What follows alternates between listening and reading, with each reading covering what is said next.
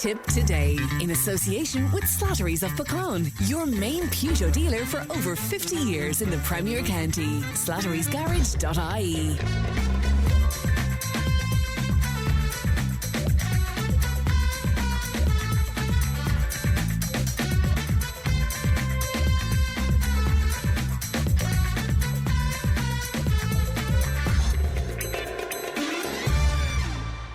Good morning and welcome to Tip Today. Hope you're doing well this Monday morning here. I'm Stephen Gleeson in here for Fran this morning, and I hope you'll stay with us for the morning as we look back on the weekend and look to the week ahead and all the news and everything that is going on. Coming up on this morning's show, Communications Manager for Munster GAA Ed Donnelly will look back on a busy few days for Tipperary GAA. We'll have Deputy Ryan O'Mara who will join us on the line, and this week is Organ Donor Awareness Week, and we'll hear from the Chairperson of the Tipperary branch of the Irish Kidney Association. Cllr Liam Browne will give us an update on the Ballypadeen site near Cashel, and we'll have Thomas Conway with Global News, and our relationship expert Susan O'Donoghue will be live in studio. All this and much, much more. So just to take a quick look at this morning's papers, the front of the Irish Independent has a great photo. Westmeath shocked Dublin to claim the Leinster title. Great celebrations there, their first in over 20 years. And the headline, Martin warns of Fianna Fáil challengers ahead of lost cause by-elections. So that's in relation to the voting in Galway and Dublin, which is going to take place this coming Friday, and we'll be hearing from Ryan O'Mara in relation to all that. On the Examiner this morning, there's a story here about childcare providers unable to support complex needs. So lots that needs to be discussed as the week goes on here on Tip Today. But we're going to look back first off with a bit of a post-mortem on what was a disappointing weekend from a Tipperary hurling point of view. Very good from a Camogie point of view as they won the Munster title, but it's been busy out, and one who has been centre of the whole thing is Munster Council Communications Manager Ed Donnelly, who joins me now on the line. Good morning, Ed. Good morning, Stephen. Ed, it's a busy weekend for you. I know that you've just come out of there, but for Tipperary supporters everywhere this morning, there's a lot of heartbreak after losing to Cllr on Saturday evening in Thurles. It was a very tough evening for Tipperary supporters. Yeah, indeed it was. I suppose Tipperary never fired, and you could say on Saturday, and never really got to the pitch of the championship really at all in Munster, and in particular, I suppose, the 3 second half, really Tipperary against Cork. You know, at half-time we're in a decent position and didn't do well against Waterford. I think we were 10 or 11 points up and drew the game. And even last Saturday, even though we were 6 points down at the interval, we had the aid of the breeze in the second half, and you had hope maybe at half-time, but alas, it didn't happen. So disappointing for all concerned, and I suppose no one more so than the players themselves. Cllr were very strong in it. Diarmuid Stritch had a great game. John Conlon in around centre back there, and Tipperary with just too many players not hitting the heights that they had last summer. Yeah, that's it. Tipperary started 13 of the All-Ireland team from last year, and the other 2 came on. So really, a lot of the same personnel were there. But for whatever reason, I suppose the form has dipped in a few cases. And you know, if you're not at the top level in Munster Championship, you're going to be found out. And I suppose that was the case on Saturday. But from a Cllr perspective, I was below in Ennis when I think they lost by 15 points to Limerick 2 weeks ago.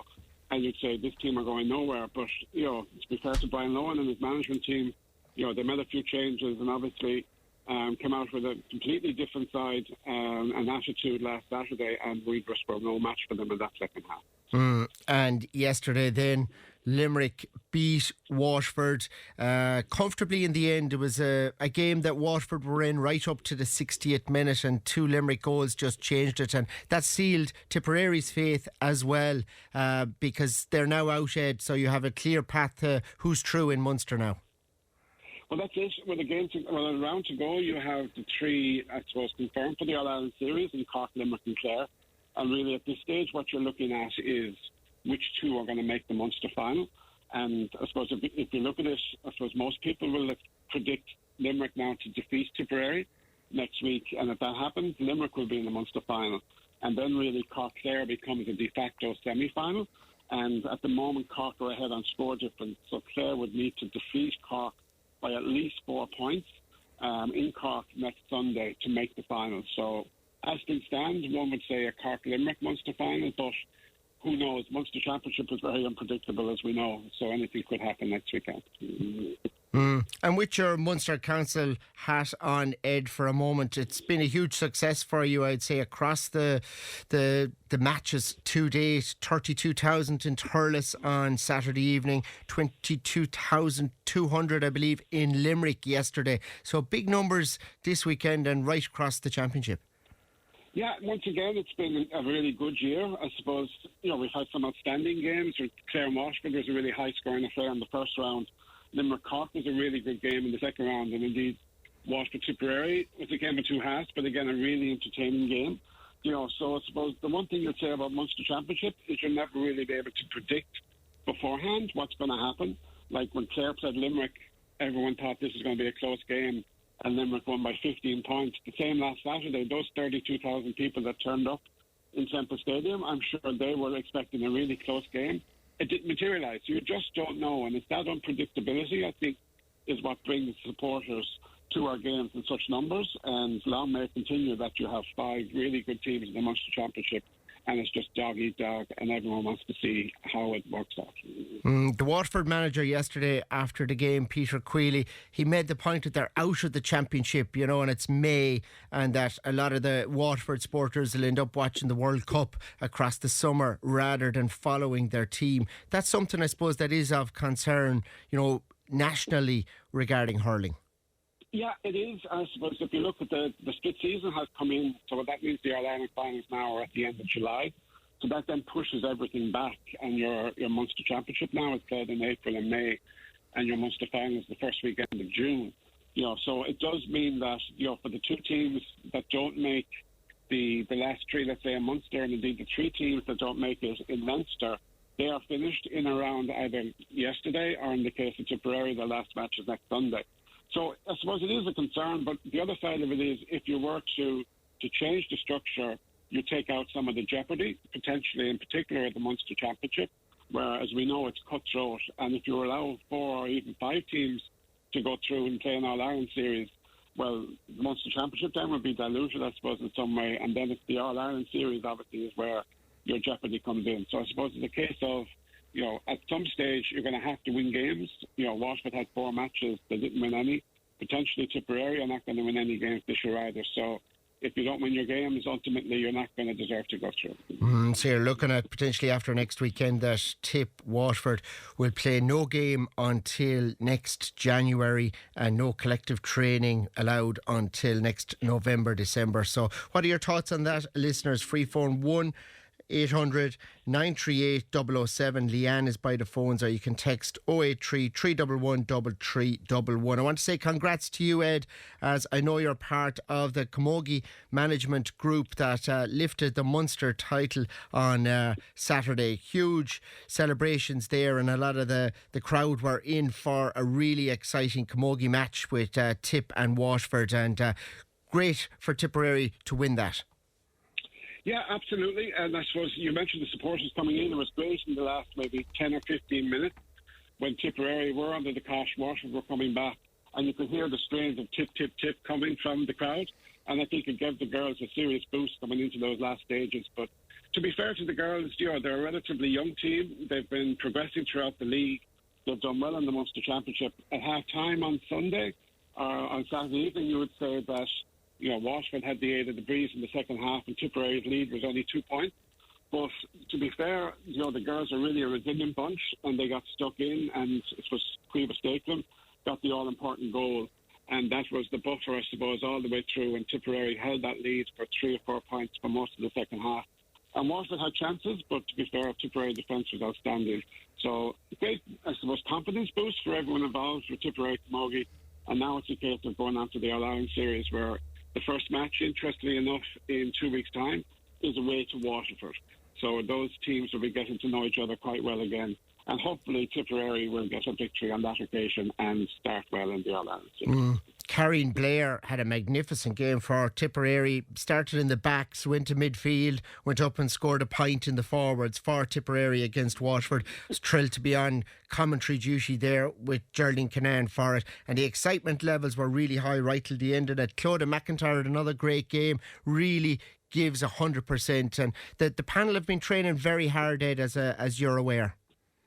Yeah, absolutely. I suppose what you have is there's a great mix there. I suppose you have a lot of, I suppose younger players coming in. There's a sprinkling of some of the All-Ireland minor team that won 2 years ago coming onto the panel, and then you have, I suppose, a few more experienced campaigners, the likes of Eamon O'Gara got 7 points there on Saturday, which was crucial. But yeah, overall, I think it's a really balanced side, and the other side of it is I thought the substitutes that came in on the day as well did really well, and I suppose boosted the overall effort. So, what you really need is 20, 25 players, 30 players on any panel busting a gut to make the first 15, and I think Tipperary at the moment have that. And I suppose that makes a headache for James Heffernan and his management team, but it's a headache I'm sure that he wants to continue to have over the rest of the campaign. Yeah, he'd be delighted to get that. I know Dennis Kelly won it a couple of years ago with Tipperary, but for a new manager coming in, you want silverware, and Heffernan has that now. Yeah, absolutely. There's no substitute for silverware, and it gives a great confidence boost, I think, to any team to win that. And Waterford, I don't think, had won the Munster title for 67 years. And I know from talking to some of them, they were really intent on winning last Saturday.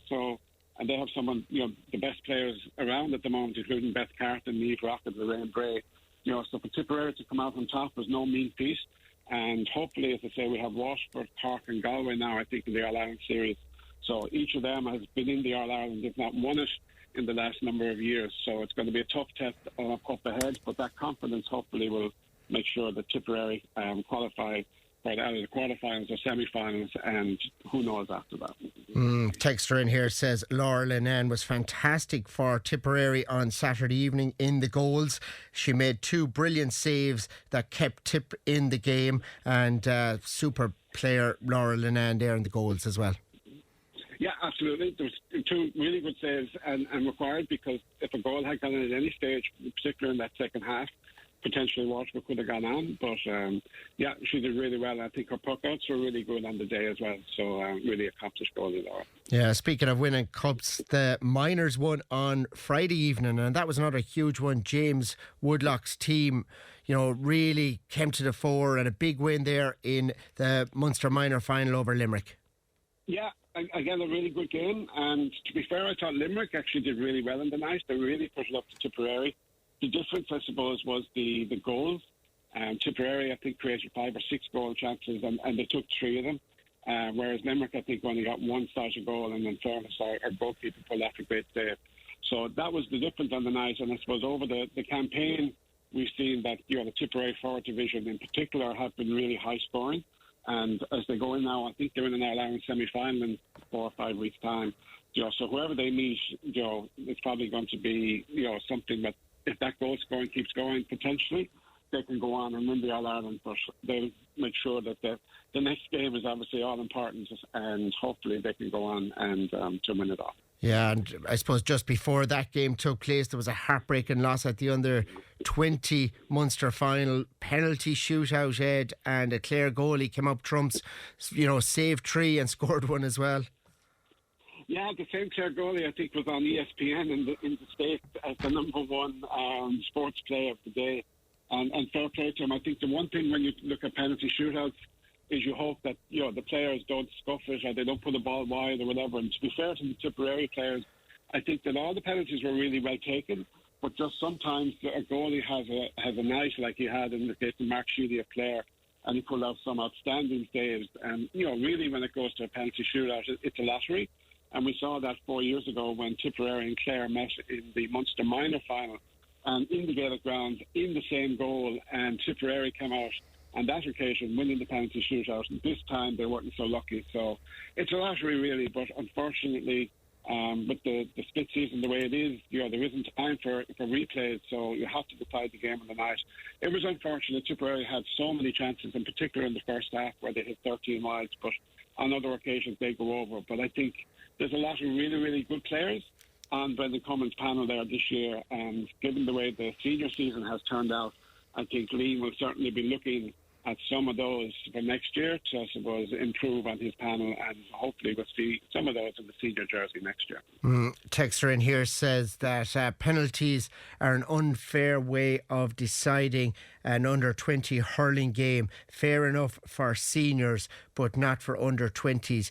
If a player misses it, then it could be remembered for the rest of his life. That's an interesting point now as well, Ed. Yeah, I guess so. But again, as I said, where do you go with it? Do you play another 10 minutes of extra time? To be fair, anyone who was in the Gaelic grounds could see that those players are out on their feet.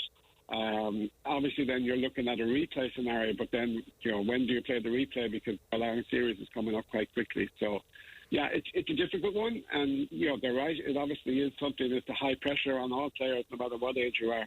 But unfortunately, as I say, the calendar's not there. So you really have to decide the game one way or the other on the night. Good stuff. Just finally, I suppose, Ed, the last 2-3 years have been fantastic from a Tipperary point of view in terms of trophies at underage. They've won, minor, under 20, schools, titles. Like, I know Tip are out of the championship this year, but a lot of those players are starting to come through. Is that to do with the strength and conditioning through Setanta College in Thurles, or the coaching going on there with Kevin Hanley and co? What do you put it all down to? I suppose it's a combination. You could say there's no one thing, but yeah, I think Tipperary have been doing really, really well. I think every county is probably looking at all the aspects of preparation, and as you say, Setanta College and strength and conditioning, I suppose, is one side of it. But to be fair, there is a lot that goes into it, and obviously having good management teams up along, development squads, making sure the nutrition and all that side of it is right, the mental side of things. There's so much goes into it, and these kind of elite players, as it were, are kind of coming on at 14, 15, 16. And they're given the best, I suppose, preparation, and then it's a case of, making initially a minor panel, and then obviously graduating up to under 20. So I think Tipperary have really, it's talked about this conveyor belt of talent is coming through, but I think as Liam Cahill said the other night after losing the Cllr match, it's a case of then getting up to the pitch at senior level, and obviously some players, as we saw last year, did that really well. And hopefully the under-20s that won the All-Ireland last year, and as I say, lost out the other night, will come on again in the next 1 or 2 years, and hopefully we'll have a bright future for Tipperary hurling. Good stuff. Communications Manager at Munster GAA, Ed Donnelly. Thanks for joining us this morning. Thank you, Stephen.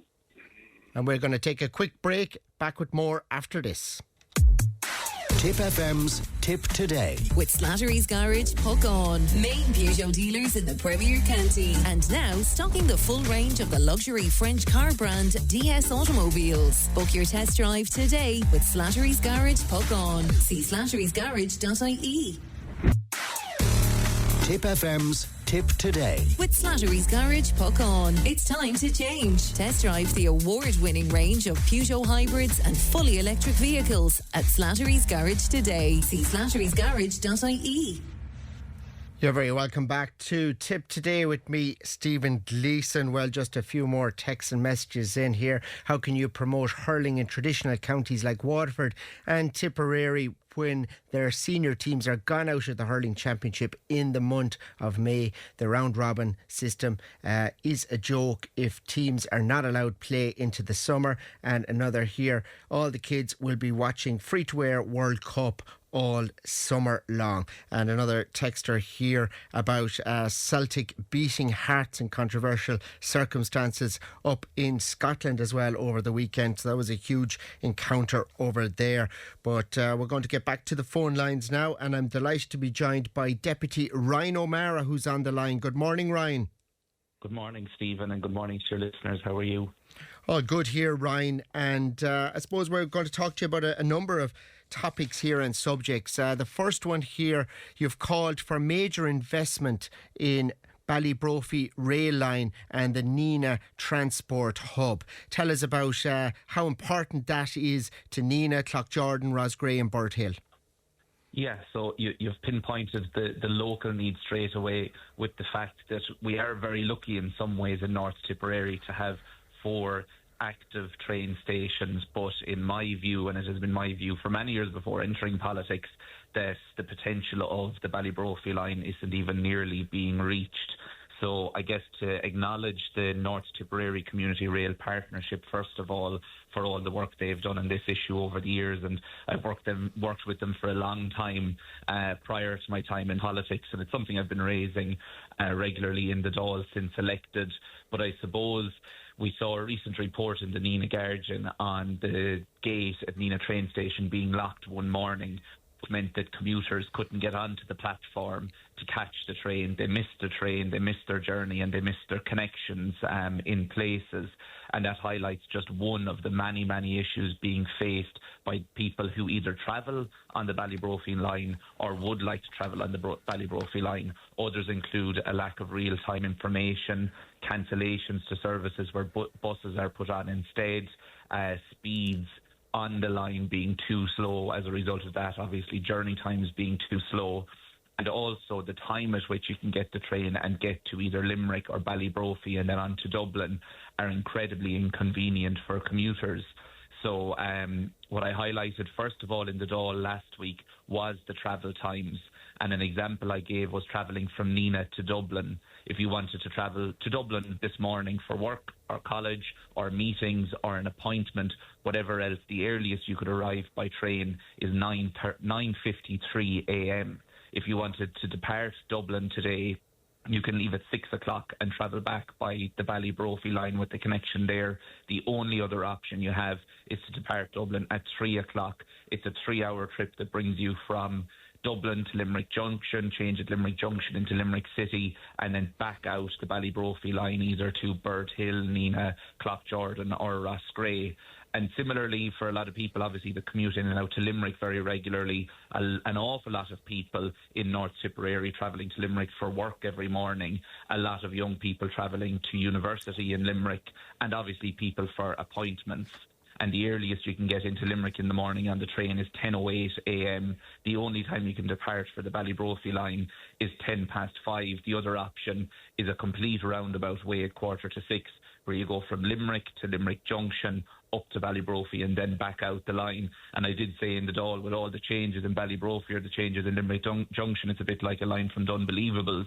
We're just completely and utterly unserviced or underserviced by what has the potential to be an incredible line for North Tipperary. Yeah, absolutely. And like the fact that you can't use it to commute to work, should you be starting at 9 o'clock in Limerick or 9 o'clock in Dublin, I mean, it negates the use of it completely. Now, there hasn't been any investment really in this in close to 100 years. I mean, if you look back at over 100 years ago, there was way more rails in Ireland when rule was from London rather than when the Irish Free State started, and there's been less and less train services put into rural Ireland over the decades, every decade since. So it's something that really needs to be addressed, and urgently, because it's really difficult, especially if you're driving the motorway up to Dublin and there's huge congestion.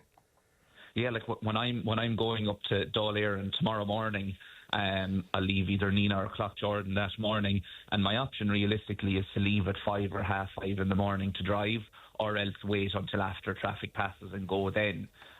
Whereas where I'm sitting right now at home talking to you, I can walk to a train station and go to Dublin if the time suited. There are so many people in that position across North Tipperary that live in Roscrea, Clough-Jordan, Nina, Bird Hill, or in the surrounding areas, where there would be massive inconvenience if we had regular travel times, much more trains, but also faster travel times. So you mentioned there the lack of investment in the line. A big part of that, and a big part of the issue that's facing the Ballybrophy line, is the signalling system that has been in place, that is essentially technology not from the last century but actually the century before that, and also the amount of level crossings that are there. Both of those issues limit the speed at which the trains can physically travel along the line for safety reasons.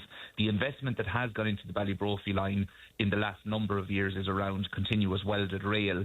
So they have invested to improve the physical track infrastructure itself. But coming with that, we haven't seen more trains, faster trains, more regular trains, or actually more reliable trains.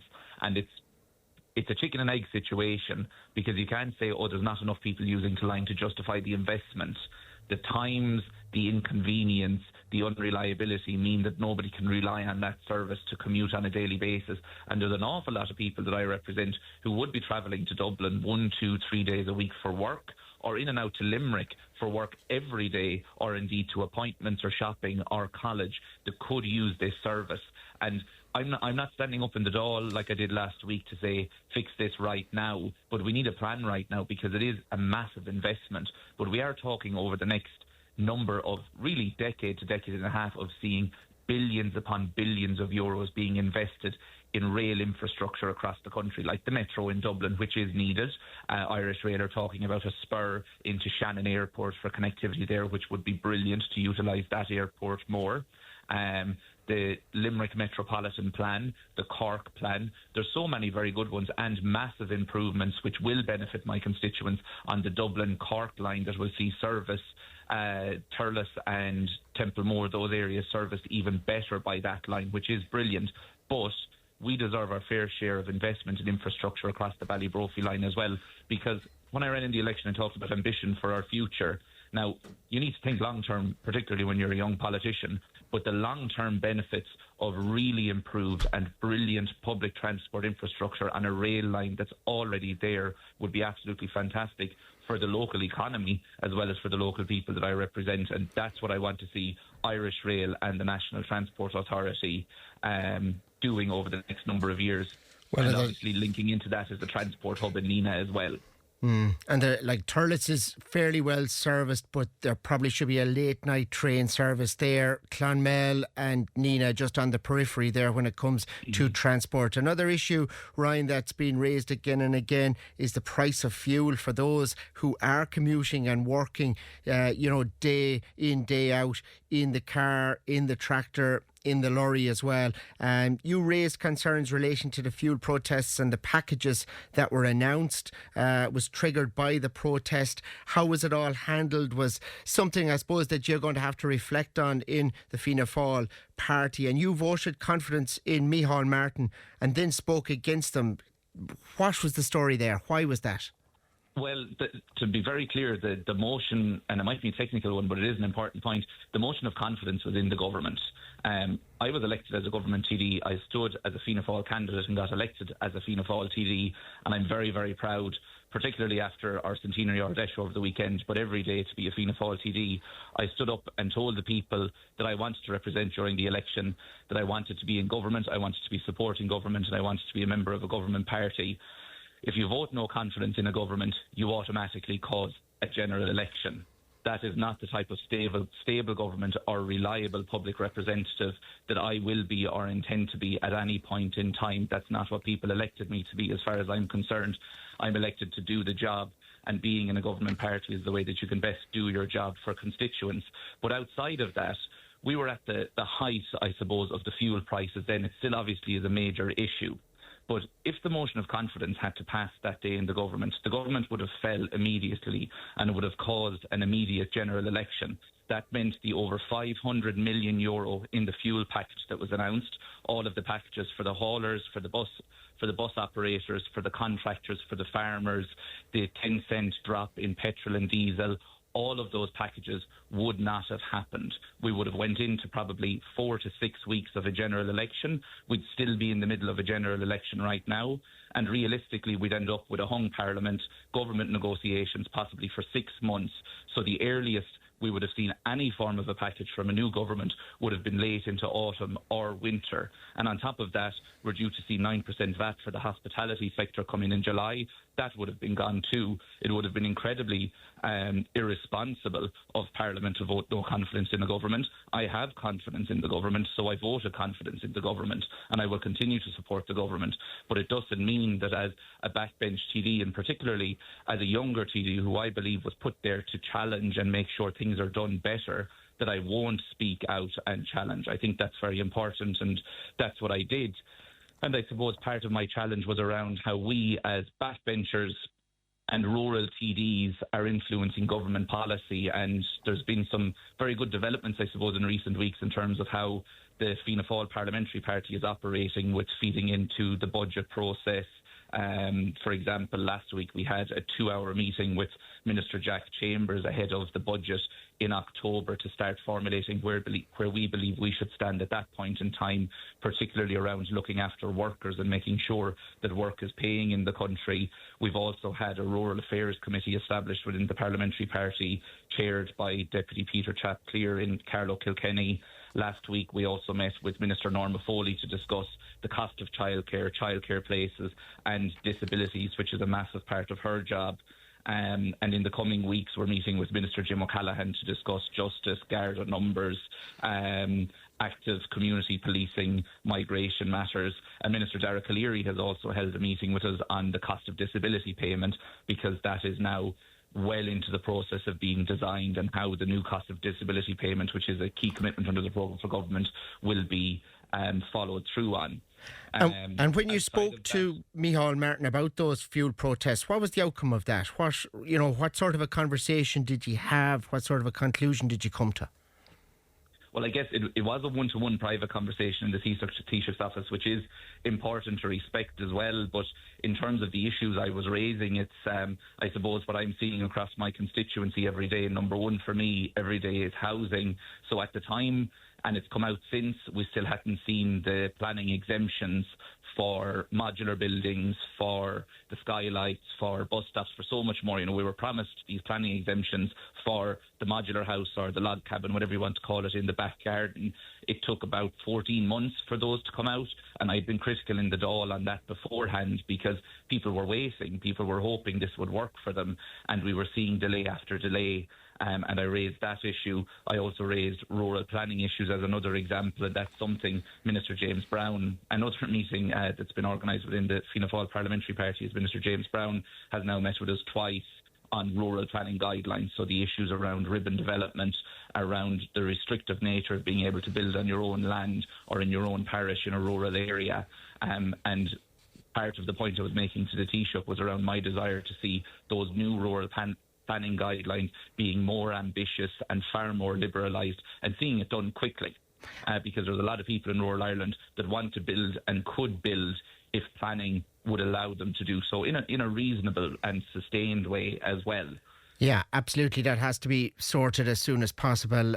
Looking at Micheál Martin and his future as leader, are you happy for him to lead Fianna Fáil into the next general election? And did, his future come up in conversation at the Ardèche? No, the Ardèche was not around the Taoiseach's future, except the questions from the media to some of the ministers, and I feel they answer them directly and honestly. The Taoiseach has clearly repeatedly said that he is leading us into the next election, but outside of that, and it is hard in politics because people are always talking about the next election and who will be in and who will be out. But what you have to recognise, I suppose, first of all, is we're a year and a half from the last one out of a 5-year term. So there's a lot of work to be done in the current Dáil and by the current government. And if you spend all your time in politics looking at the next election and worrying about the next election, you're not doing the job that you're there to do. I have a mandate from the people that I represent to be there for 5 years and to do the best job I possibly can in those 5 years. And they'll decide for all 174 TDs, 173 excluding the Count Córla, whether we've done a good enough job to get back in the next time or not. Yeah. And it is a challenge in politics because so much talk comes around a next election and an opinion poll and all of the rest. But the fact of the matter is there's a government there with a good majority and a stable government, having, lost 2 votes recently, but still a strong majority there. And there's a strong mandate and a strong programme for government. And it will take a lot of work to implement that programme for government, but that's where the focus has to be. It can't be constantly on the navel gazing of who's leading who will lead who, or who will come out best in the next election. It's only 18 months since Fianna Fáil won the general election. It's less than 2 years since we won the locals, came back as the largest party in local government, came back as the joint largest party in the European Parliament, and are the largest party in the Dáil and Shannon. So we have a stronger mandate than any other party, and that was under Micheál Martin's leadership that Fianna Fáil won all 3 elections and drew in the European one. Okay, we have a lot to get through here and we're running out of time. What's your response to Bertie's comments recently on immigration? What did you think of it? Well, first of all, they're his own views. Bertie doesn't speak for the party, We have an incredibly strong, focused, and I think common sense Minister for Migration and Justice in Jim O'Callaghan, who's doing a really good job. It opens up an entire other conversation in this country around the use of phones and being secretly recorded too, which is a challenge. Someone might think they're having a private conversation and giving their own view on something, and then it ends up all over the internet. Bertie's views are his own views. I've never served in a parliamentary party with him, and I've never seen them raising them before that. But if they are his views, he's entitled to be right or wrong on them. And I listened to Jim O'Callaghan on a podcast over the weekend, talking in depth about his portfolio. And he's out canvassing in the by-elections. I've been out canvassing, and I'm going again to Galway on Thursday to canvass for a good friend of mine, Killian Keane, in Galway. And people are raising migration. People raise migration with me every week in my constituency offices to make sure that we have sustainable migration, to make sure that our asylum system is not being abused by people who are not entitled to it, but equally employers and businesses out there knowing that we need people coming to the country on work permits or coming from the European Union to do essential jobs as well. So there's lots of different types of migration, and what we need to make sure is that if we're talking about asylum, it's a fair but firm system and the rules are followed, people are processed quickly, and they're either found to have an entitlement to asylum or not. And if you're coming for economic reasons, you go through the right process, which is the work permits, the visas, or through the European Union, through the freedom of movement of workers and people. Good few messages in here. Stephen, my son has special needs and has to live on €254 per week. This is a shortfall of at least €200 per week to keep him as his carer, and Mom have to go without just to keep him. You know, your response to that, Ryan? Yes, so the cost of disability payment is absolutely essential for people in that exact position and the major difficulties that they're facing financially. As I mentioned there previously, Minister Cllr is in the process of designing the cost of disability payment.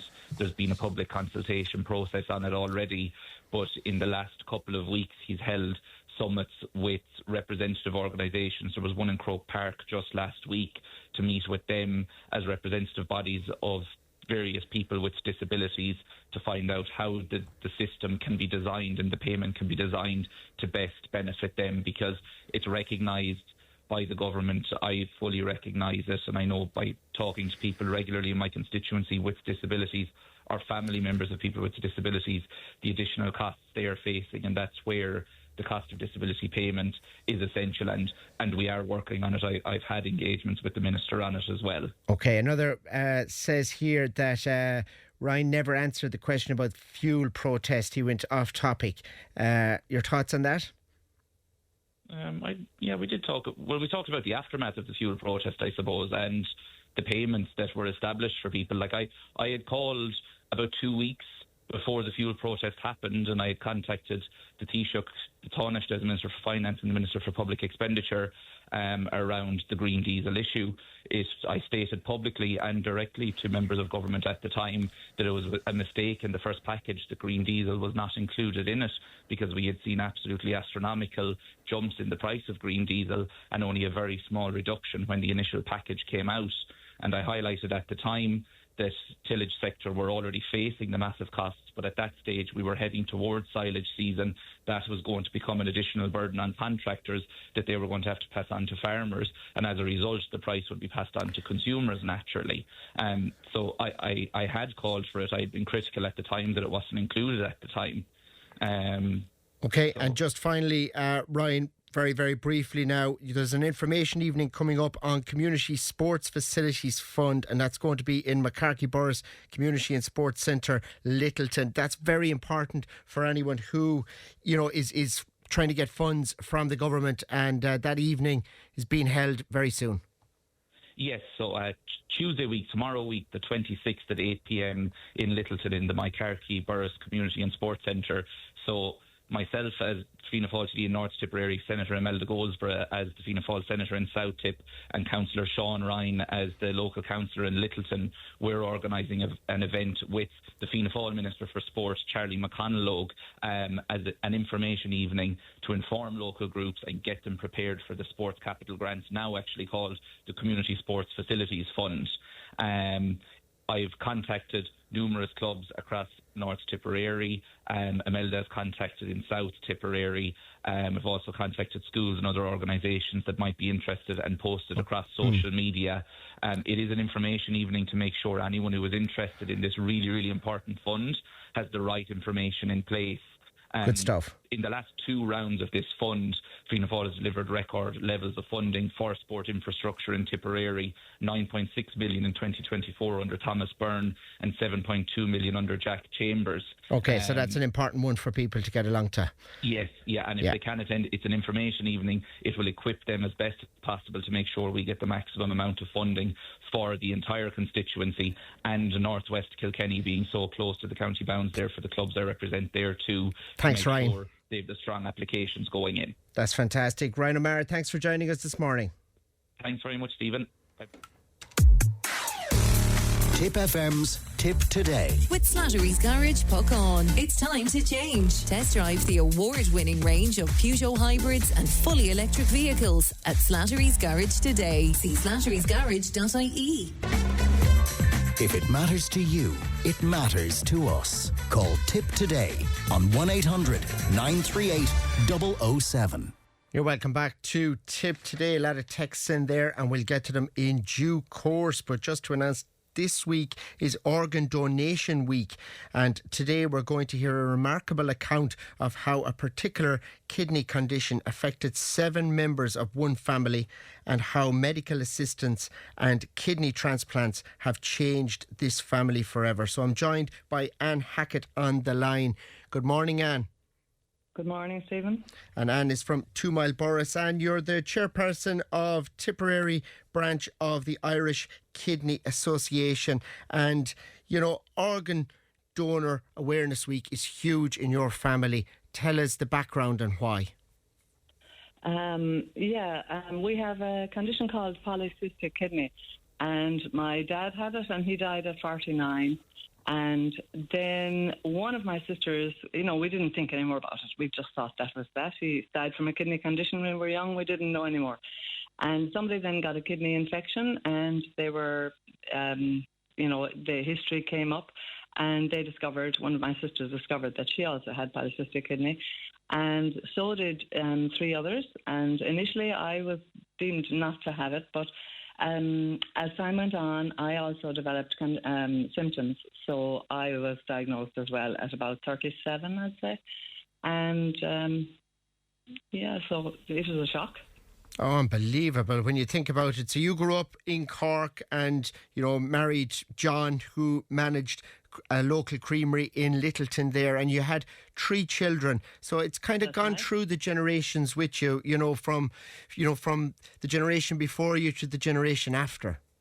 Yes, that's right. Yeah, sadly, that's right. But look, modern medicine is so good. I mean, my dad died at 49. One of my sisters was diagnosed around the same age, in her late 40s, and she got a kidney transplant after maybe 3 or 4 years on dialysis, and that went on for about 13 years, and then her kidney failed, and recently she got her second kidney transplant, which is amazing. I mean, for somebody who was diagnosed the same time as my dad, modern medicine has done so much. And with the donations, it's the donations really that have kept us alive. Sure, none of us would be here except for the generosity of the people who agreed to donate members or family members' organs, at a critical time. So it is, we're trying to emphasise the importance of having the conversation while people are well, because in a crisis, you don't want anyone coming at you for anything.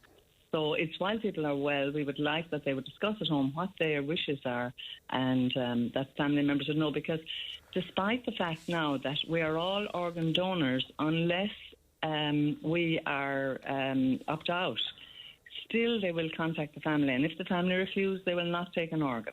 So it's really important that we have the conversation. And can you describe dialysis and the toll that takes on you from day to day, Anne? Well, I was lucky in a way in that our kidney function went down, well, mine anyway, went down very, very slowly. I retired from my job I suppose because I retired early because I wasn't well, and that was in my mid-50s, and then it was in my 60s that my kidney function really, really went low, and I went down to about 8%. I was very tired and exhausted and just no energy really, and then luckily I was able to do dialysis at home. I did the home dialysis. Now for me it worked fine. It doesn't work for everybody. It was less invasive, I suppose, than the hospital one. I could do it every night. I was attached to a machine every night for 8 hours, but I could be at home. I was existing rather than living. You're just getting by and waiting really for years, for 4 years, I suppose. I was waiting for a transplant, which wonderfully came about 3 years ago. I got the call for a transplant, and it has worked out great. That must be so difficult for that waiting period because you don't know when it ends. Yes, it is. It is tough going, and well, I used to look at it like if there were other kidney patients listening to me, I just looked at it as my lifeline when I was having that tube in my tummy, and I was linking to a machine that was keeping me alive, basically, and I considered it my lifeline, and I had an element of acceptance, I suppose. Acceptance is everything, and you can't choose what happens to you, but you can choose your attitude, and I got my head around it, basically, and I was, I had a good attitude to it. So it was difficult, but it wasn't the worst, Unbelievable. And we're going to take a very quick break here, and we're going to have news. Will you stay on the line and we'll chat a little more about it after the news at 10? Okay, no problem. Tipp FM's Tipp Today. With Slattery's Garage, Puck On. Main Peugeot dealers in the Premier County. And now stocking the full range of the luxury French car brand DS Automobiles. Book your test drive today with Slattery's Garage, Puck On. See slatterysgarage.ie. Tipp FM's Tipp Today. With Slattery's Garage, Puck On. Over half a century driving the people of Tipperary and surrounding areas with quality, reliable and economical vehicles, new and used. Call the sales team today to discuss your next car or van on 067 24 111. You're welcome back to Tipp Today with me, Stephen Gleeson, here for Fran this morning, and I'm delighted to be still joined on the line by Anne Hackett here, who is from 2 Mile Borris and is the chairperson of the Tipperary branch of the Irish Kidney Association. And we were chatting before the break there about, the effect on your family and everything else. It must have been difficult for you to see your children go through it as well then. Oh, that was really difficult, yeah. It was more difficult to watch my son than myself because he was transplanted before me, and again his life was completely on hold, and he was only 30, around in just going late 20s and early 30s. So it was heartbreaking altogether. He was maybe waiting again about 4 years on the list, I'd say, and maybe 2.5 years on dialysis. He also did the home dialysis, and so he was really lucky as well and got a kidney transplant and is doing really well. And thanks to that wonderful donor, he has 2 children that would never be there only for the donor, So it was such a huge gift to him, to and to all of us that he got that transplant. Then I have 3 sisters, all of whom are transplanted. So that's 4 of us, and one of my sisters also has 2 sons transplanted. So the next generation, it is moving down, but we are all so grateful. So we've got 7 kidneys, but Marion, my sister, has had 2 transplants. She got a second transplant, so we've had 8 in the family altogether. Remarkable. Yeah. And yeah, it is. like your whole life has changed, though. I know that the physical strain forced you to retire early, as a school teacher because of it. Did that affect your son as well? Did you have to just change everything in your life around for your health? Yeah, well, yeah, I used to play golf, and sure, I couldn't play golf when I would come in after. Then I reduced down to 9 holes, and when I would come in after struggling around 9 holes, I used to look at the clubs and say to myself, how are you going to get into the car? Because I'm too tired to lift you. Really, I couldn't.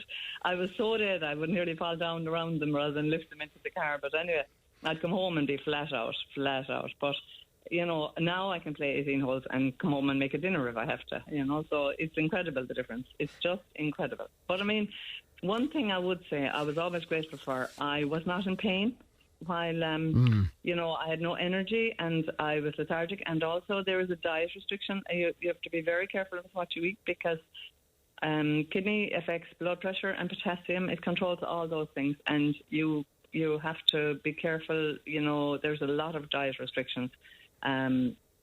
Some people find it very difficult. I used to just try and concentrate on what I could eat and forget about what I couldn't eat. But when I got my transplant, the first thing I thought of was pasta, please, tomato-based pasta, because you can't, you have to restrict tomatoes for potassium. So, little things like that were wonderful when I got my transplant. Yeah. But, and polycystic kidney disease, it's known as PKD mainly, is that right? And is there much research into how to treat it at an earlier age, or that it doesn't get to the point where you are on a dialysis and it's so difficult then? Yeah, it affects both kidneys, like cysts on both kidneys, and they are doing research because it is fairly common, well, relatively common. I wouldn't say common, but a fair few kidney patients have it, as you can see from our family. So they are doing research on some kind of medication to prevent the cyst, but 1 or 2 people that I haven't heard of have tried it. And look, again, it's different for everyone, but you have to drink an awful lot of liquid, an awful lot. And I don't know. It is only in the early stages, I think, really. I can't speak about it really because I don't know much, but there is research going on, Great. And what's your... Sorry?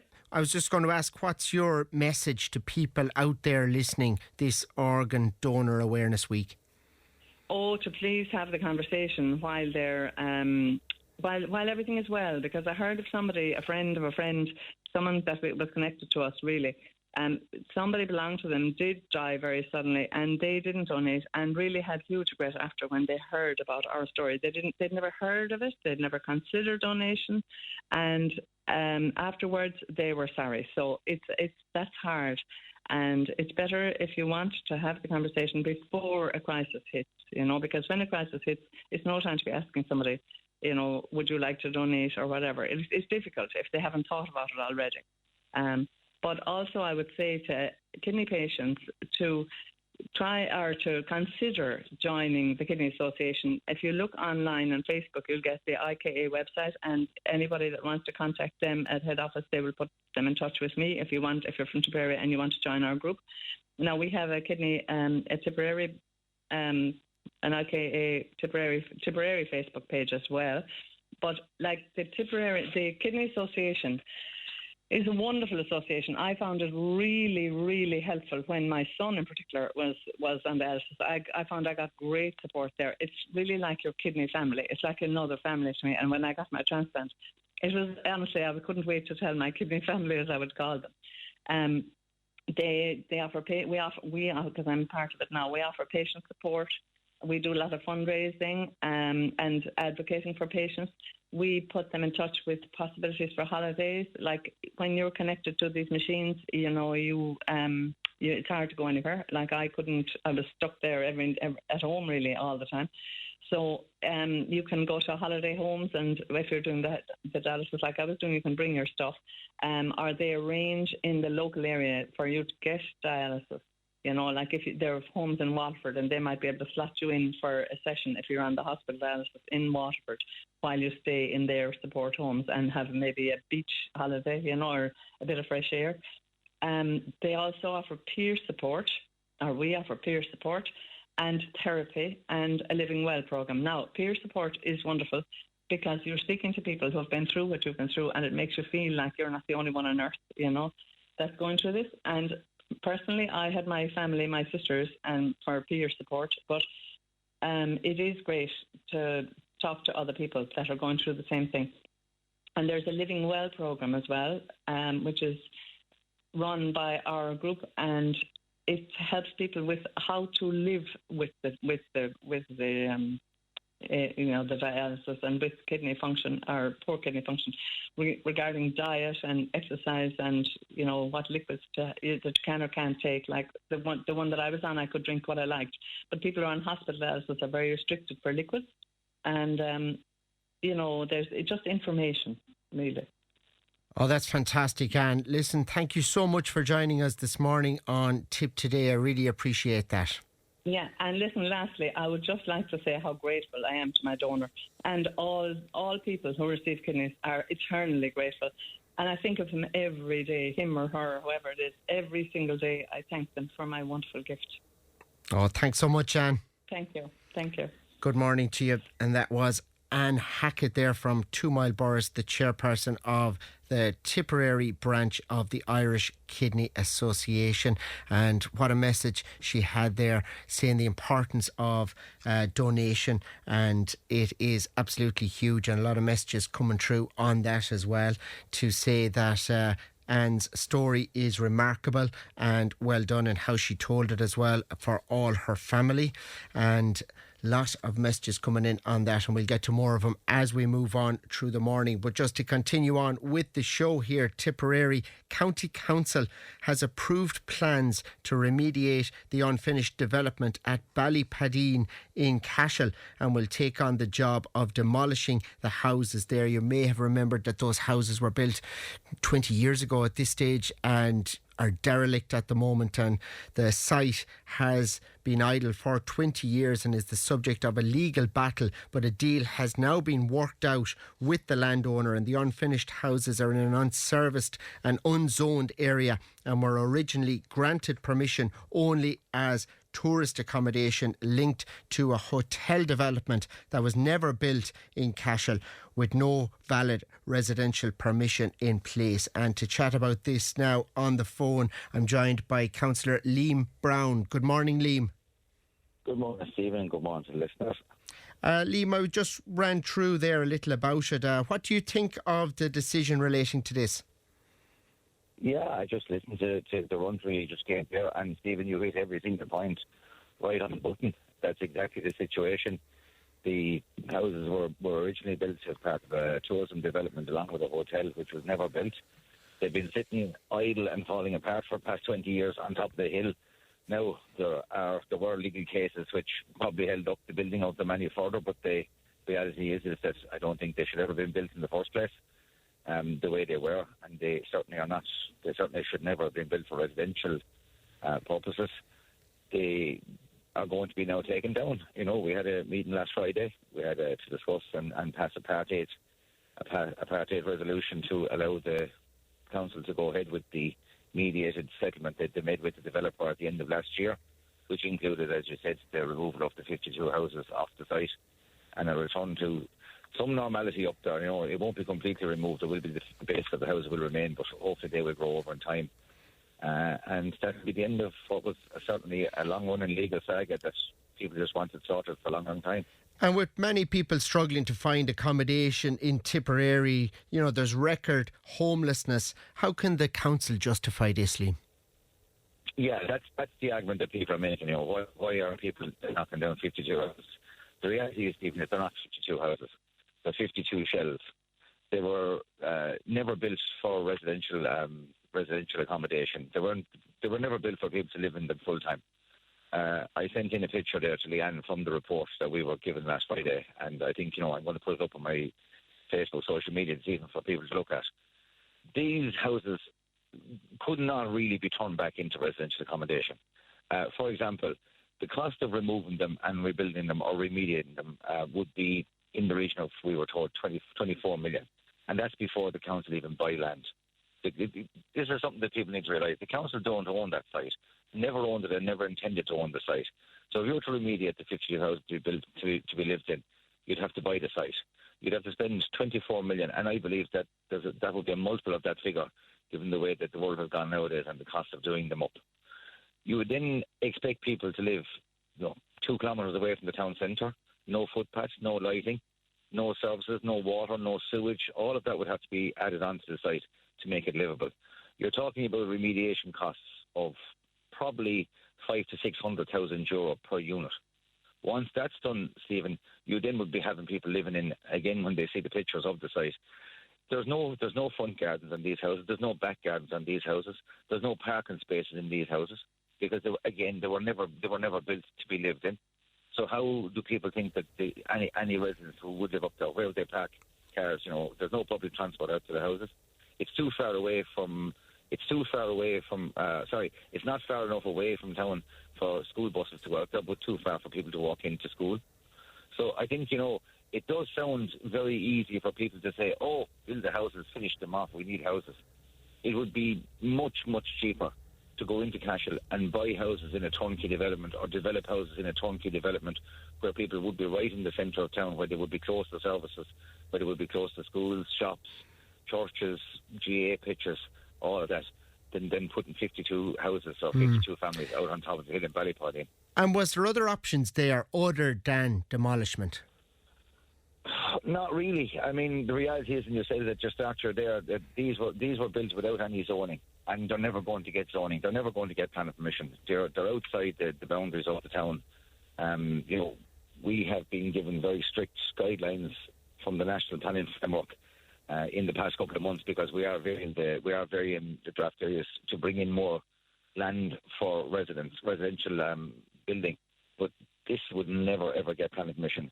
Anybody, look, see, let's call a spade a spade. Anybody who thinks that we should put 52 social houses out on top of the hill, away from services, it would be disgraceful, and I certainly would not stand over putting families out there away from the town. If a developer wants to come on at some point in the future, buy the land off the corner and look for planning permission as developers, well and good, off they go. They can seek planning permission from the council. But the reality is the council can't take that site and build out, because they can't go against their own county development plan, which they have in areas where you can build on. They can't go against the national planning framework. And the reality is there was never an intention to build residential accommodation out there. There never will be, as far as I'm concerned.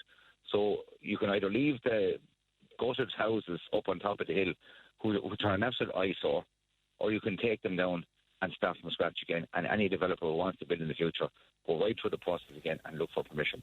But I certainly wouldn't stand over the council expecting anybody to go out and live out in those houses. And given the delays and the legal disputes that have taken place regarding this since 2007, what steps is the council taking to prevent similar issues in future development projects?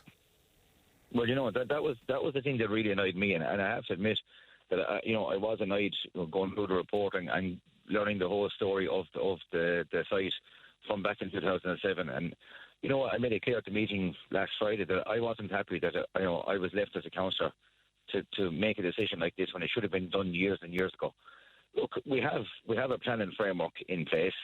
Every single developer, every single person who builds a house knows or should know what the planning rules are. They should follow the planning rules, because otherwise they're going to end up in enforcement proceedings.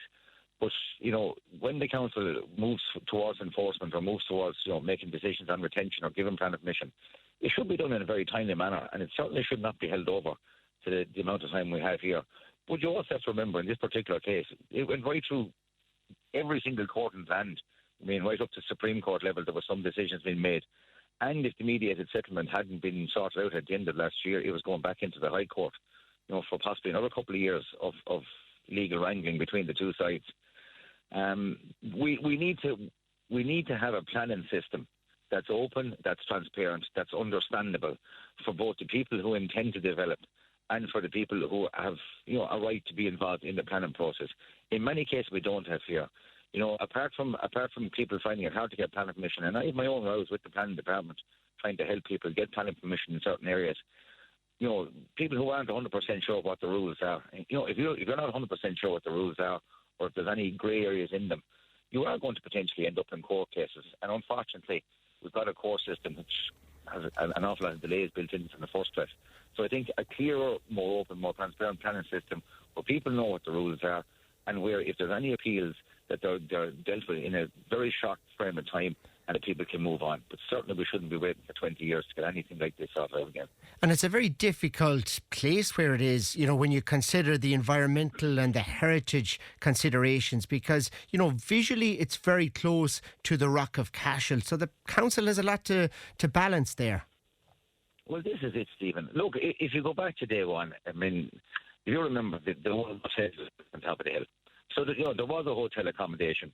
When the plan originally came in the early 2000s, late 1990s, early 2000s, we were in a position in Ireland where, especially in Cashel, where extra bed spaces would have been delighted with them. And I still would, I mean, if somebody came on and brought back that plan right again and I knew it was going to be built, I'd support it.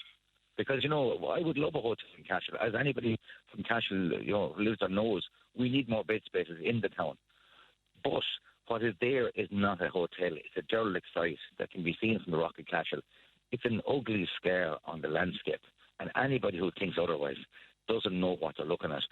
Even with the decision we've made, Stephen, we're left with, a 50, 60, 70-foot slag heap on the side of the road, which isn't going to be removed. And that's something that myself, and I'm going to give credit to Councillor Burgess and Councillor Roger Kennedy. We all fought with the council to try and get that taken out as part of the report as well. Unfortunately, it's not going to be. They feel it's safe, and it may be moved in the future. But that's ugly. The house on the hill, they're ugly. We're looking for UNESCO status for the Rock of Cashel, and the last thing anybody up in the Rock of Cashel wants to be looking out over the north face, I suppose.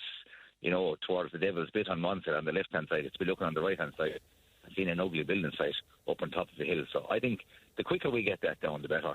And the quicker it's covered over and we kind of put the whole saga to bed, if you want to put it like that, I'd be happy. Over a week on from your Animal Solidarity March down in Clonmel, do you think that event achieved what you had hoped for? Because we've had a lot of voices here on Tipp FM last week, including Jimmy Delaney, who just felt that it was not the right vibe for it. Well, Stephen, I got a phone call from somebody yesterday morning to say that the Gardaí had broken up an illegal sulky race between Horse and Jockey and Littleton yesterday morning. I don't have any pictures to confirm that, but I would take the source that I got it from as being very solid. So if there was an illegal sulky race broken up yesterday morning, fair play to the Gardaí. Absolutely delighted to hear it. And I hope it'll be broken up again and again and again until the people who want to carry out illegal sulky racing stop doing it. I think the laws should be strengthened so that they should be prosecuted. Anybody involved, organising it, participating in it, facilitating it. I didn't hear Jimmy's interview, so I won't comment too much on it. But I do believe that a couple of things that he said were incorrect. I'd like to listen back to it. I believe he said that I didn't speak to members of the Tipperary Travellers Horse Owners Association when I spoke to the Travellers Truck. If Jimmy's listening, yes, I did. I had a conversation for over an hour with Hughie Dial, and I told Hughie at the time, which is over 12, well, must be sometime in the last 12 months, that I was going to do this. Jimmy seems to come on and think that, I'm completely biased against travellers. I'm anti-traveller. Far from it. Quite often in my work as a councillor, I have cause to help travellers and give them advice and help them, and I will do it, absolutely no problem. My issue is very simple. I do not think there should be any sulky racing on the roads. I think they should be banned, and I think anybody participating in it should be prosecuted. Jimmy talks about jogging sulky on the road. I've never said we should ban jogging sulkies on the road. I simply believe it should be highly regulated. The people who take part in it should be trained. They should have a certain level of horsemanship. The sulkies should be of a certain standard. We shouldn't have children on them. We should have people on them wearing safety equipment. So Jimmy comes on quite often and he talks a lot of nonsense. He'll never come on with me together and have a discussion about it. I'm sure he'd disagree with you there on what you're saying. Well, I know he'll disagree with what I'm saying, but if you want, I'm quite happy to have a facilitated debate with Jimmy at any time on Tipp FM, and he can come on and he can bring on whatever facts and figures he wants, but he cannot ever come onto the station and say that sulky racing on the road is a safe practice. It's simply not. All we're waiting for, Stephen, is for somebody to be badly hurt or killed on the road, and then we'll have the same discussion that we had about scooters. We'll have the same discussion we had about scramblers. We'll have a graces law. God only knows who the name of the child or the person will be that will call the law after when somebody's killed off a sulky. But I want to stop the practice before that happens. And anybody who justifies running sulkies on roads and races, I'm going to be straight, is an idiot. It shouldn't be done. It's highly dangerous. It's highly dangerous for the people on the sulkies. It's highly dangerous for the public who are on the roads who have no idea what's coming around the bend. So they're absolute idiots. And if anybody wants to justify that, come on. Well, I don't think that language is appropriate, really. No. I know you're saying it's not appropriate, but I think we have to be clear about it. If anybody wants to justify sulky racing on the road, I'm not saying people who jog sulkies. I'm talking about people who take part in sulky racing. I'm talking about people who block up roads with cars and vans. I'm talking about people who run horses who have, there's no huge danger to the public. I think the problem is, Stephen, we're skirting around it and we don't want to tell it as it is. That's how it is. It's an idiotic practice to think anybody can race two horses on a public road and not expect that somebody at some point is going to get seriously hurt or killed. OK, well, look, we'll be coming back to that topic, no doubt, and I'm sure we'll be able to facilitate that debate with Jimmy here in studio. Yeah. Listen, Liam, thanks for joining us this morning on Tipp Today. You're welcome, Stephen. Thanks. Bye-bye. And that was Cllr Liam Browne there. So let us know what you think on this matter. 083 311 3311. And Leanne is by the phone lines. We'll take a quick break. Back with more next. Tipp FM's Tipp Today. With Slattery's Garage, puck on. It's time to change. Test drive the award-winning range of Peugeot hybrids and fully electric vehicles at Slattery's Garage today. See slatterysgarage.ie. Tipp FM's Tipp Today. With Slattery's Garage, puck on. Main Peugeot dealers in the Premier County. And now stocking the full range of the luxury French car brand DS automobiles. Book your test drive today with Slattery's Garage, puck on. See slatterysgarage.ie. You're very welcome back to Tipp Today with me, Stephen Gleeson, here for Fran this morning. Well, a lot of texts and messages have been coming in all morning, and one person here, Deirdre, says, can you let people know that they are already organ donors unless they opt out? The state auto-enrolled people last year. And another says, how on earth was it allowed to get so far without these houses being questioned? How were they going to get water? How are they going to deal with sewage waste? A lot of stuff coming in here in relation to that. And the big one, where were the engineers, in capital letters there? So that's in relation to the conversation there with Liam Browne, and more just people debating about the sulkies. Should they be allowed? Should it be, more policed? And a lot of text coming in about that as well.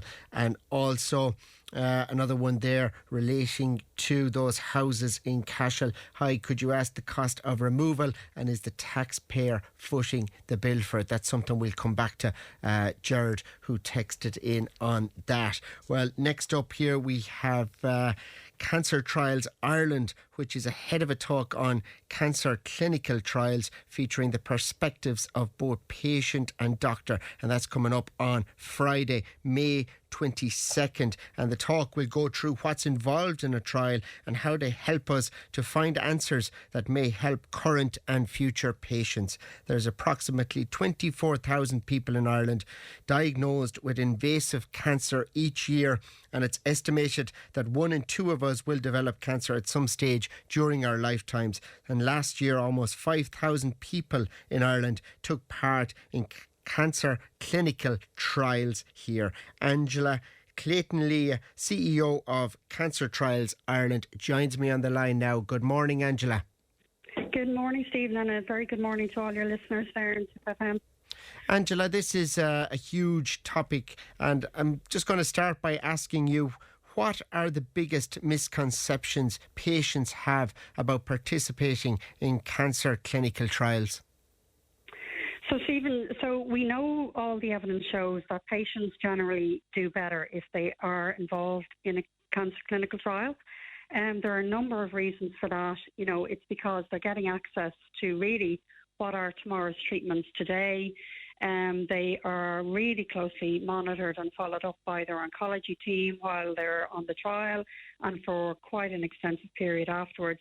And they also have access to a dedicated research nurse that's really on hand to answer any concerns or queries that they may have. But, we know from speaking to patients and their families that there are a number of concerns out there, and we are always, looking for an opportunity to try to address this. So thank you very much for having me on your show. So first and foremost, I suppose sometimes, patients think, a clinical trial, it must mean it's my last resort. It must mean that everything else has failed and now my only chance of a better outcome is through a trial. But actually the exact opposite is the truth. So if you can participate in a cancer trial, it should actually be your first option. We are rolling out more and more trials around the country. We have a lot more consultants on our teams who are actively engaged in trials. And really what we're saying is that if, and one and two of us at one stage or the other will be diagnosed with cancer in our lifetime, and I think there's hardly a family in Ireland who hasn't been affected. My family certainly has, with members of the family who've had and have cancer. And, it is that discussion, it's having that discussion with your oncologist to see, is there a trial that's open that I might be suitable for? Because if you can get onto a trial, at the very minimum, nobody's on a placebo for cancer trials. Like, everybody on a trial gets, at the very minimum, the best possible treatment that's available today. And then if it is a randomised trial where some patients get that standard of care, that current treatment, while others get the newer drug or treatment in addition to that standard of care, then you have the opportunity to potentially have a drug that in years to come will become the new standard of care. So it means that if you're diagnosed with cancer and you have the opportunity, you may be accessing what will become the next best chance of better survival and outcome sooner than if you don't participate in the trial. So I presume that's one of the key benefits of participating in a clinical trial. And, how will it, differ from standard treatment? So standard treatment, for oncology in Ireland is really high standard. We are, people sometimes, give out about, and it can take a while for drugs to be approved here in Ireland. And we have a lot of groups that lobby for faster approval. But generally, the oncology care in Ireland is really of a very high standard. So you are going to get that very high standard. But on top of that, you're going to get the additional, attention, the additional, tests, scans, follow-ups, because you may be taking a drug that is coming through, that hopefully will become the next new drug that's available to everybody.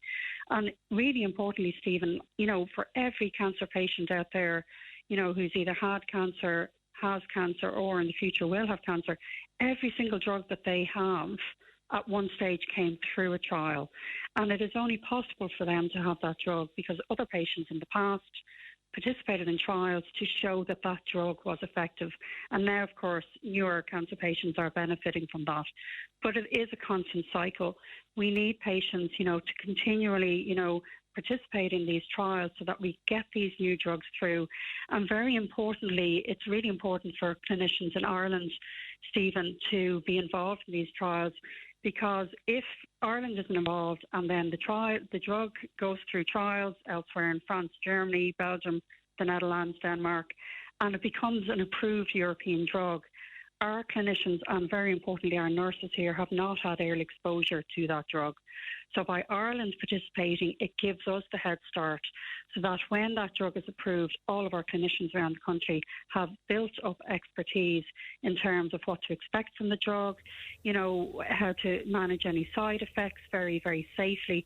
So it's a huge advantage to all cancer patients for Ireland to be involved. And what are some of the most promising advances, Angela, or breakthroughs that have come from recent cancer clinical trials here in Ireland?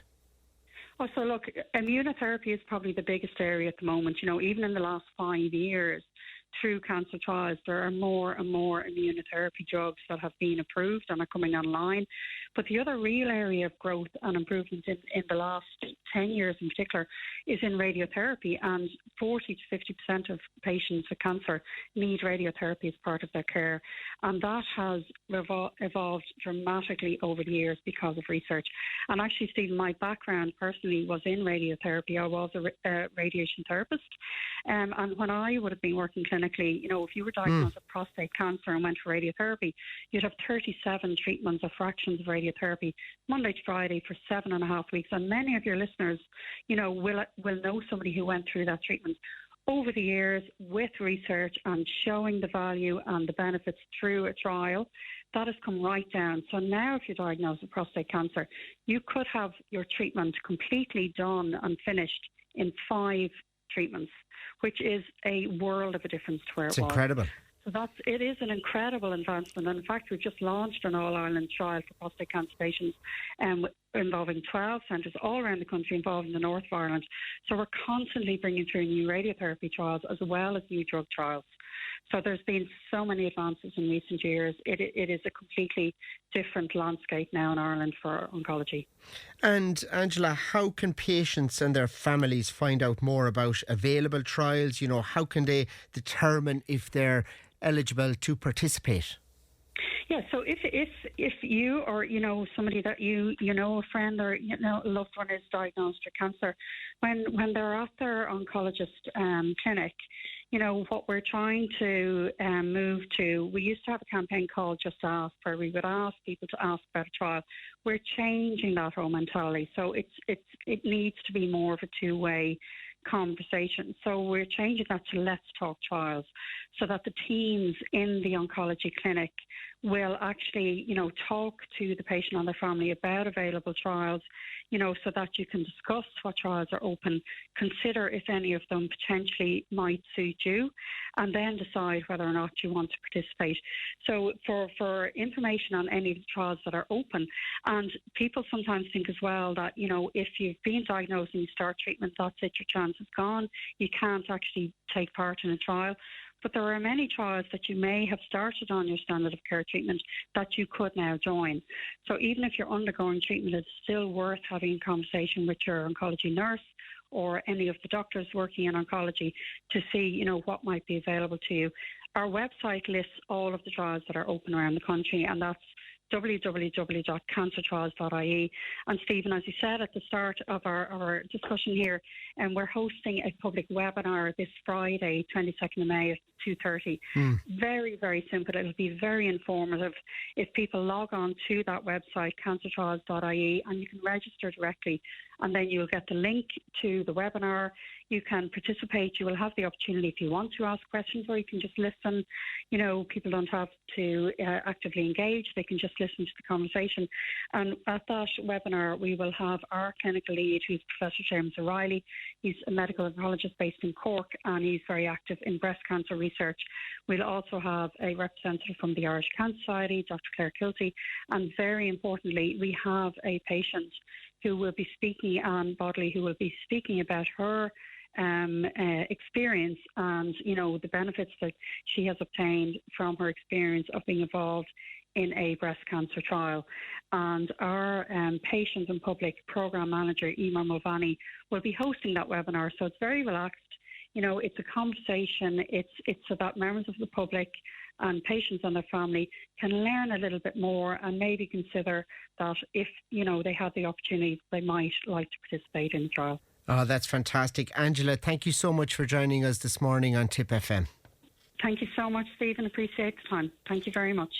And that was Angela Clayton-Leah there, the CEO of Cancer Trials Ireland. So that's something very worthwhile. We're going to take a very quick break. Back with more after this.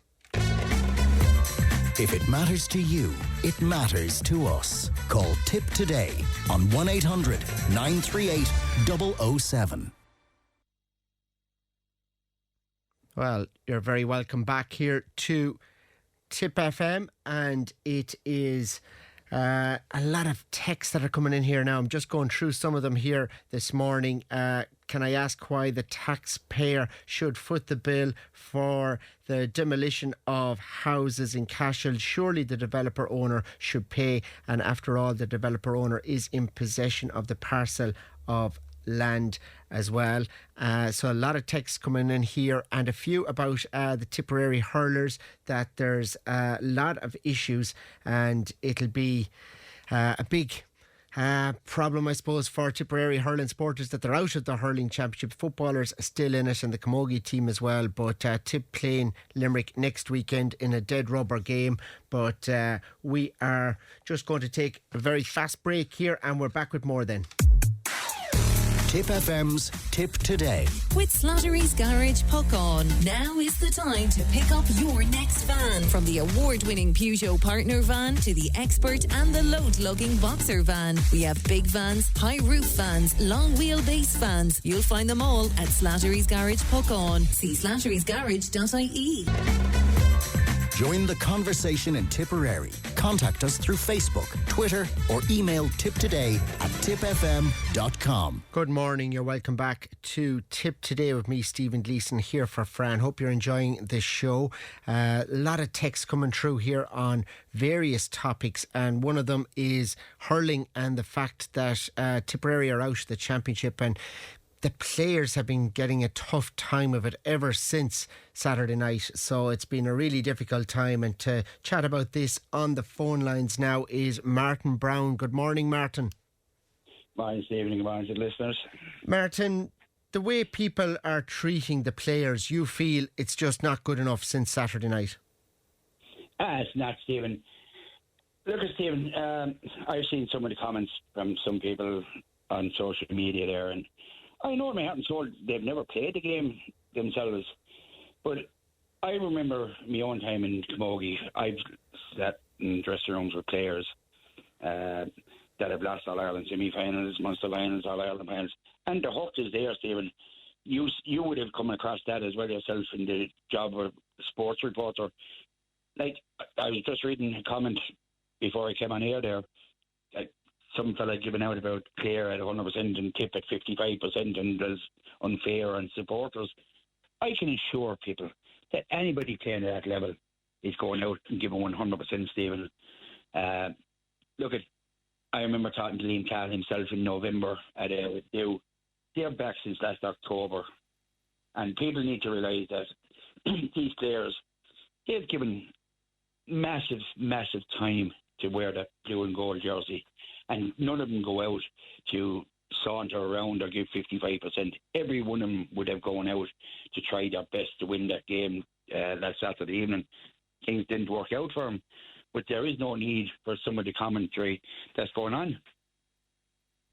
And the commentary that is going on, it is, widespread on social media. So the players are feeling that, and the joy they gave us last year going through the county with the cup, posing for pictures, they do a lot there, and they're not getting paid. It's an amateur sport. Yeah, it's an amateur sport, Stephen. Look, what people have to realise, Stephen, is that these players, from maybe minor on to up to senior, the amount of time they give, they have families. They're gone probably 7 days a week to senior team, between the gym, training, challenge games. Some of them would have small young families if they're married and that. The amount of time and effort that they put in is just unbelievable. And people need to be realistic, anyway, Stephen. As I said in my text message, there's 5 strong teams here in Munster. It is very, very hard to get out of Munster. We were beaten the other evening by the All-Ireland champions from 2 years ago. It wasn't the team that just came out of no place, Cllr, and finished up beating us. Cllr were All-Ireland champions 2 years ago. And if we look at, and I suppose some of the commentary is towards the older players in the panel. And as I said in my post, these players owe us supporters absolutely nothing. They are hurting, I guarantee you, way more than me, you, or anybody else that's commenting on social media. And they're with their families today and reading this.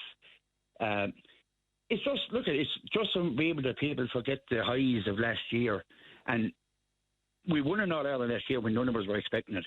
And when you take the likes of Oisin O'Donoghue, Owen Conley, Stephen Tobin, we have a very, very young team. we have success now at schools, minor, under 20, under 21. We seem to have a conveyor belt of talent coming through. But none of them would be classed as being in their prime yet. Let's give them time. Let them enjoy their game. And they're giving us, the amount of enjoyment they're giving us is just unbelievable. And we just need to get off their backs and give the players time to suss it out themselves with the management. Because, look, I know Liam for years. He was involved here in Cashel Camogie Club years ago. Liam will leave nothing unturned or nothing behind in trying to get that team back. And I think we are on the cusp of massive wins with this team and panel if they're given time and people just get off their backs. Yeah, it's something that's, I suppose, broader in society, even that people put something online like that and they've no regard for the people that are behind it, that are feeling the brunt of it. Yeah, look, it's very easy to sit down with your phone or on a computer and start typing away about, like I said at the very start, I know someone that never played the game themselves and that they can accuse players of not giving 100%. But like I said, players from minor up, you're an elite sports person. You're looking after yourself. You're in a gym. You're looking after diets. You're training. You're playing matches. The amount of effort and time that they're putting in and sacrificing their own, I suppose, social life and their life with families is unbelievable. I remember in 2001 when we won a Junior All-Ireland with the Camogie, and Michael Cleary won the senior and Nicky won the hurling. But the Camogie, Junior Camogie in that year, they trained 82 times. Just trained, Stephen. We had challenge games and we had championship and Munster games. Even at that stage, that's what, 15 years ago, the amount of time players actually put into representing their county is unbelievable. And none of them, as I said, no one goes out to not do their best. But you get these in all sports, whether it be golf, rugby, tennis, camogie, hurling, that things just do not work out for you. And we've got to accept that as supporters, because the amount of time, good times they give us far outweighs days like last Saturday and this year. So just support your team is what I would be saying to people. It's very easy to support them when they're winning. Them players and management team, they need your support now when things have gone bad or they haven't had a good year. That's when the real supporters will get behind these players and management team. A fair call.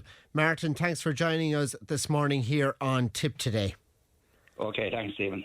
And that was Martin Browne there with very well made points there relating to Tipperary and the online abuse that the players and the management have got since Saturday night. Let us know what you think. 083 311 3311. We'll take a quick break before news.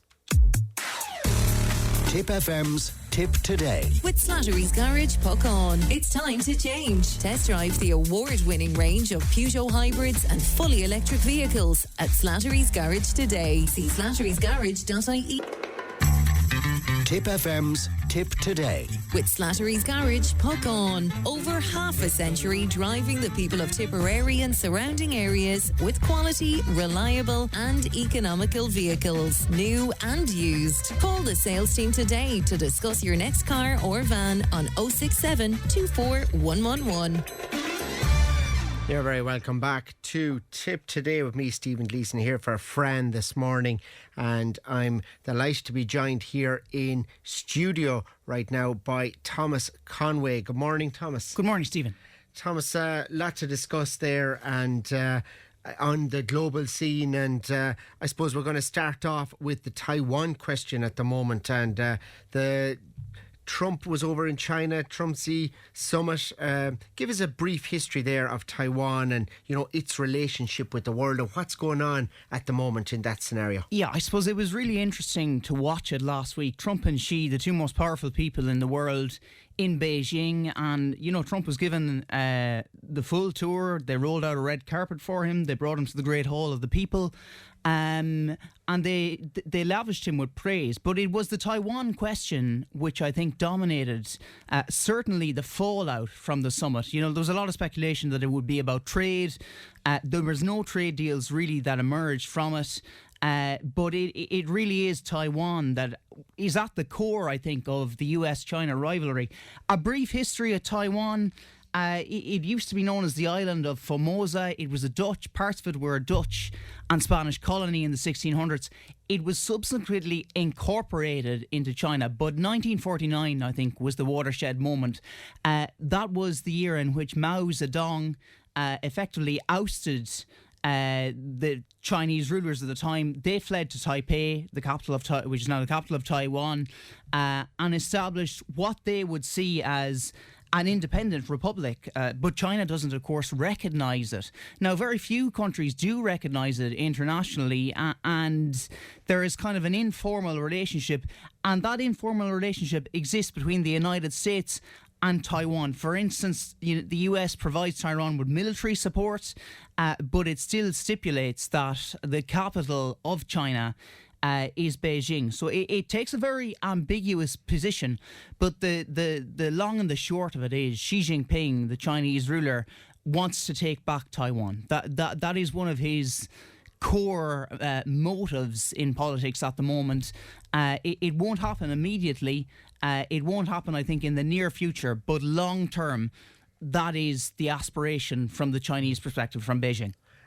Thomas, you're here with Fran talking about global matters, week in, week out. Trump is at the heart of it all, and, he's just a finger in every pie, as they say here. And, he was looking for someone to put pressure on Iran, perhaps. Would that be part of the reason for this? Yeah, I think China is the country to do it. A significant amount of crude oil flows through the Strait of Hormuz from Iran to China. They are one of their main trading partners. Now, thus far, it has adopted kind of a position on the sidelines, on the margins. It has said essentially that, the closure of the Strait of Hormuz and the war with Iran is not good for the world. But I think you're right. I think if there was a country that could exert pressure on both sides, it is China. Because as we've noted with Fran previously, I mean, it's intertwined economically with the United States. It has that link to Iran as a trading partner. And nowadays, China is almost seen as a more reliable ally than the United States because of Trump's volatility in Washington and because he's liable to do so much. Countries are increasingly looking to China and looking to increase their trade links with China. So it's a fascinating situation, but I think it's a very good point you make. I think China, if there is a country that can maybe broker a solution to this, China and Xi Jinping have the power. It seems to be, in some respects, that the colonial powers, traditionally going back along, like Britain, America, like they're causing a lot of the problems in the world in a lot of people's eyes now, rather than what we perceived as, the other side almost. Yeah. And I think there's increasingly a realisation that middle powers, the likes of, I wouldn't call Ireland a middle power now, but Canada, France, the United Kingdom is now a middle power, are increasingly on the sidelines. And it's a world of big power actors, and the US and China are the main rivals. And that strategic relationship between the US and China, or that the relationship between the US and China, I think will come to define the 21st century. When the history of the next 100 years is written, I think America's priority is shifting slowly away from places like the Middle East and onto China. Now, it may not seem that way at the moment because Trump has invested himself in these conflicts, in this conflict with Iran, and of course the link with Israel and the United States is so strong. But long term, looking on a longer term horizon, they're the two main superpowers in the world at the moment, probably followed by Russia from a military perspective, but I think it is the US and China that will define the next 100 years, the next few decades even. Yeah, absolutely. China just seems to be pushing on economically, militarily, in every respect, and they do seem balanced as well, which is something that we wouldn't have said traditionally here. Closer to home, I suppose, in the UK, Burnham's push is on to become the new PM. Yeah, and finally he has a route to doing so, and that is via the Makerfield by-election, which is scheduled to take place, or expected to take place, on June 18th. It's going to be very interesting. I think Starmer's time is effectively up now. You had a chain of events occur over the weekend. It emerged on Friday that Josh Simons, the Labour MP for Makerfield, was going to step aside so that Burnham could step in and contest that election. Wes Streeting, the health secretary, then effectively, or the former health secretary I should say, declared his hand over the weekend and made some kind of unusual comments about Britain rejoining the EU. Now from an Irish perspective, I think a lot of people will be applauding that, but it'll be interesting to see how it sits with the British electorate. But certainly I think Burnham is the man, and I will tell you why.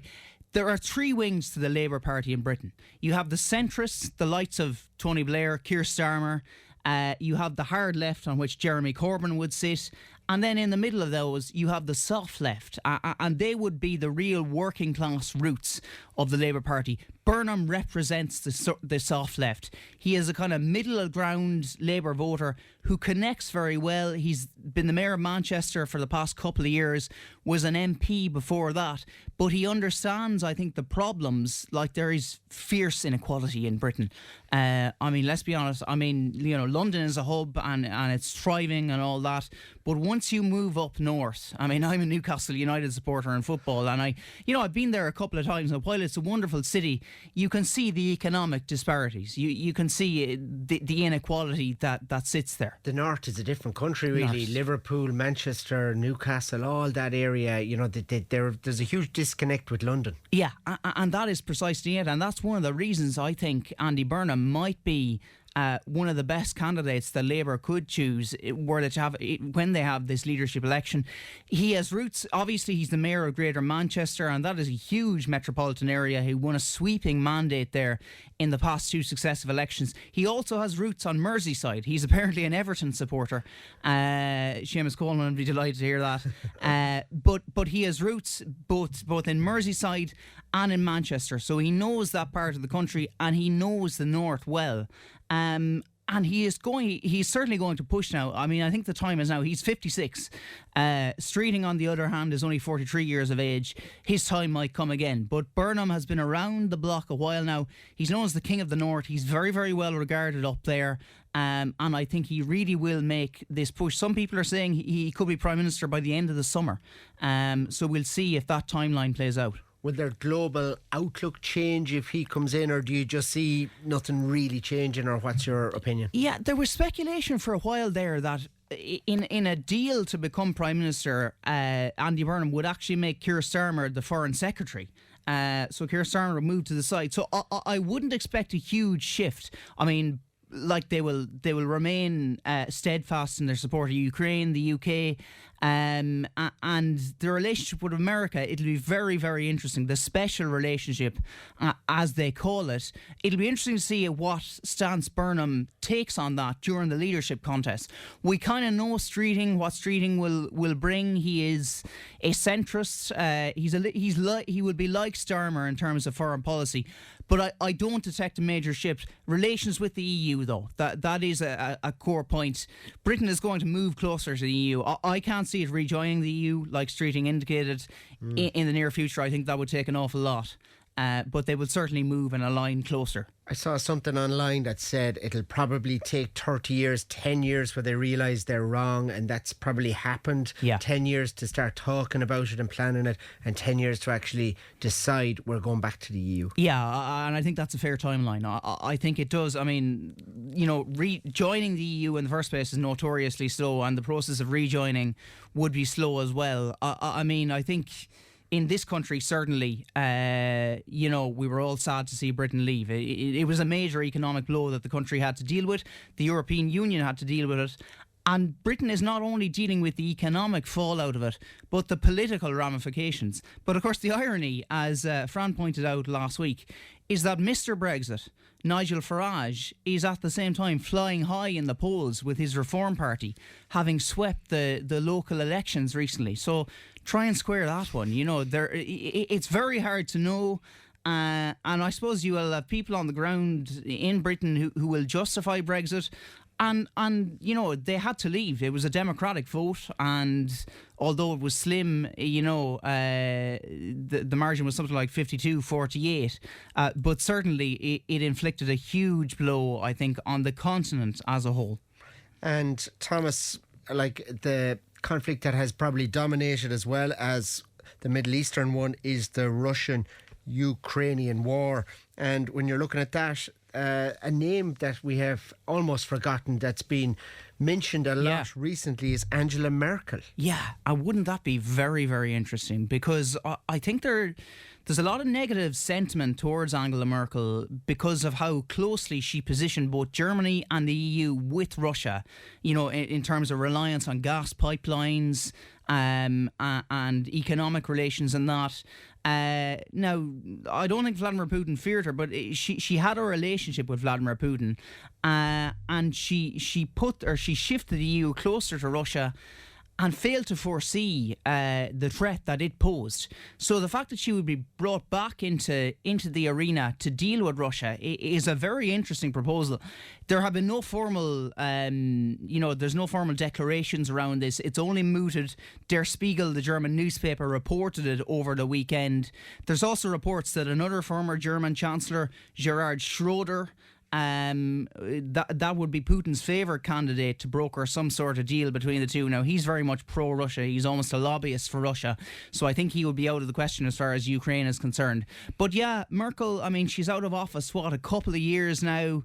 Widely regarded in Germany, a popular chancellor.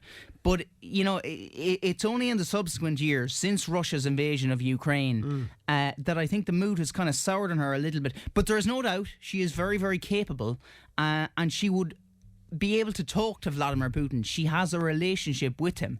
And I suppose a relationship with Donald Trump as well. Oh, it'll be interesting to see where that goes. And government collapse in Latvia as well, with the Latvian PM resigning. Yeah, that was a very, I mean, it arose because of a drone incursion. Apparently Ukrainian drones flew into Latvian airspace.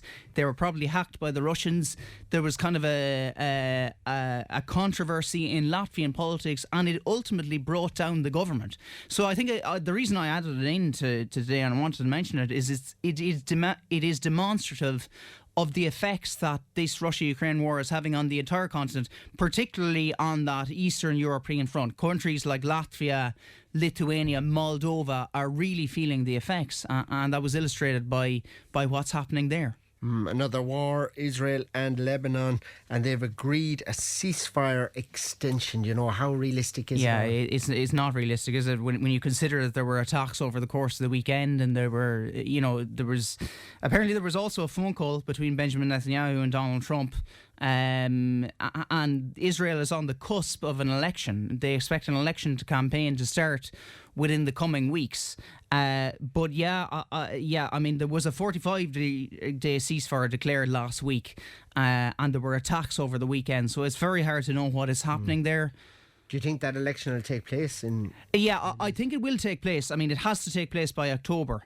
It had been deferred because of obviously what happened in Gaza and the conflict in the region. Do I think Benjamin Netanyahu will win it? I wouldn't be entirely sure.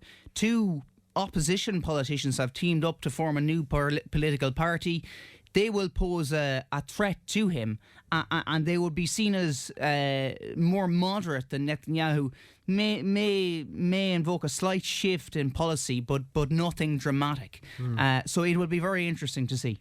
The other side of the world, over in the Caribbean, America, the US again, of course, are planning to indict Raul Castro, and Cuba is under siege at the moment. Yeah, Raul Castro, the brother of Fidel Castro, he ruled the country.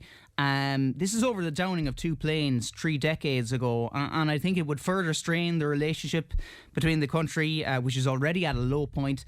Obviously, the Trump administration has imposed that oil blockade, amongst other measures, on the regime in Cuba, but there seems to be a humanitarian crisis there. I mean, many people, including Cuban exiles, will not be a fan of the political system in place in Cuba, but I think that is no excuse when you see humanitarian suffering on the ground. I think most people would agree that, when you have that kind of suffering, I mean, there was a change. There was kind of a softening from the US a couple of weeks ago. It seems to have gone out of the news again now. what are they doing? What are the US doing? Like they're trying to take over a lot of parts of South America, Central America. The plan is to dominate the Western Hemisphere, i.e. Latin America, Central America, North America. And that is the Trump, because of the Dunroe Doctrine after the Monroe Doctrine. That is the stated plan. And you see what happened in Venezuela. That went so well for Trump that I think it emboldened him. And of course, at the heart of the movement over Cuba is Marco Rubio, the Secretary of State, whose parents were Cuban immigrants. Part of his raison d'etre, his reason to be as a politician, is to, I suppose, restore democracy in Cuba. But certainly what's happening at the moment doesn't look like a restoration of democracy. It looks quite different. And around the world, there's a lot of misery in different parts. An Ebola outbreak in the Congo is another thing that is very concerning. Yeah, this is headlining the news, and it is very concerning. I have 65 people killed here. It's up to 80 as of this morning. More than 250 cases recorded. Now, I was listening on the airwaves this morning. It's not expected to be a global threat, as in it will not precipitate a global pandemic, thankfully, but it is quite an infectious and quite an aggressive form of Ebola that's circulating in the Congo now and South Sudan. And the Congo is a nation roiled by political instability anyway, so it is certainly a cause for concern. I don't think they know how to properly treat it, but certainly with the post-traumatic stress of COVID, and then we had that hantavirus outbreak over the past few weeks. It doesn't do people's psychology any good. It's quite frightening, all right. Yeah, stuff all around the place. Well, look, I'd love to have more time to chat with you this morning, Thomas. It's fascinating as always. Our global news correspondent and journalist with the Nina Guardian. Thomas, thanks for joining us this morning. Thanks, Stephen. So that was Thomas Conway there. We're going to take a very quick break. Back with more after this. Tipp FM's Tip Today. With Slattery's Garage Puckon. Now is the time to pick up your next van. From the award-winning Peugeot Partner van to the expert and the load-lugging Boxer van. We have big vans, high roof vans, long wheelbase vans. You'll find them all at Slattery's Garage Puckon. See slatterysgarage.ie.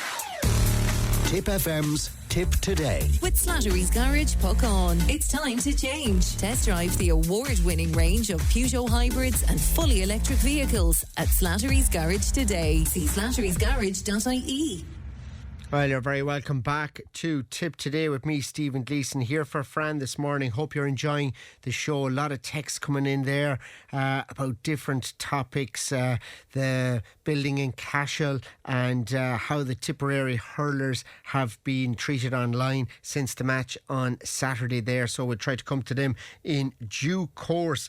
But I'm delighted to be joined in studio by Shane Grogan, Town Regeneration Officer with Tipp County Council. And Shane, you're very welcome to the studio. Thanks very much, Stephen, and thanks for the opportunity to talk to your listeners this morning. So as part of the continuing focus on making our towns better places to live, work, visit and do business, the Town Regeneration and Placemaking team is hosting a series of rolling information evenings. Tell us about those, Shane, and where they're taking place and what it's all about.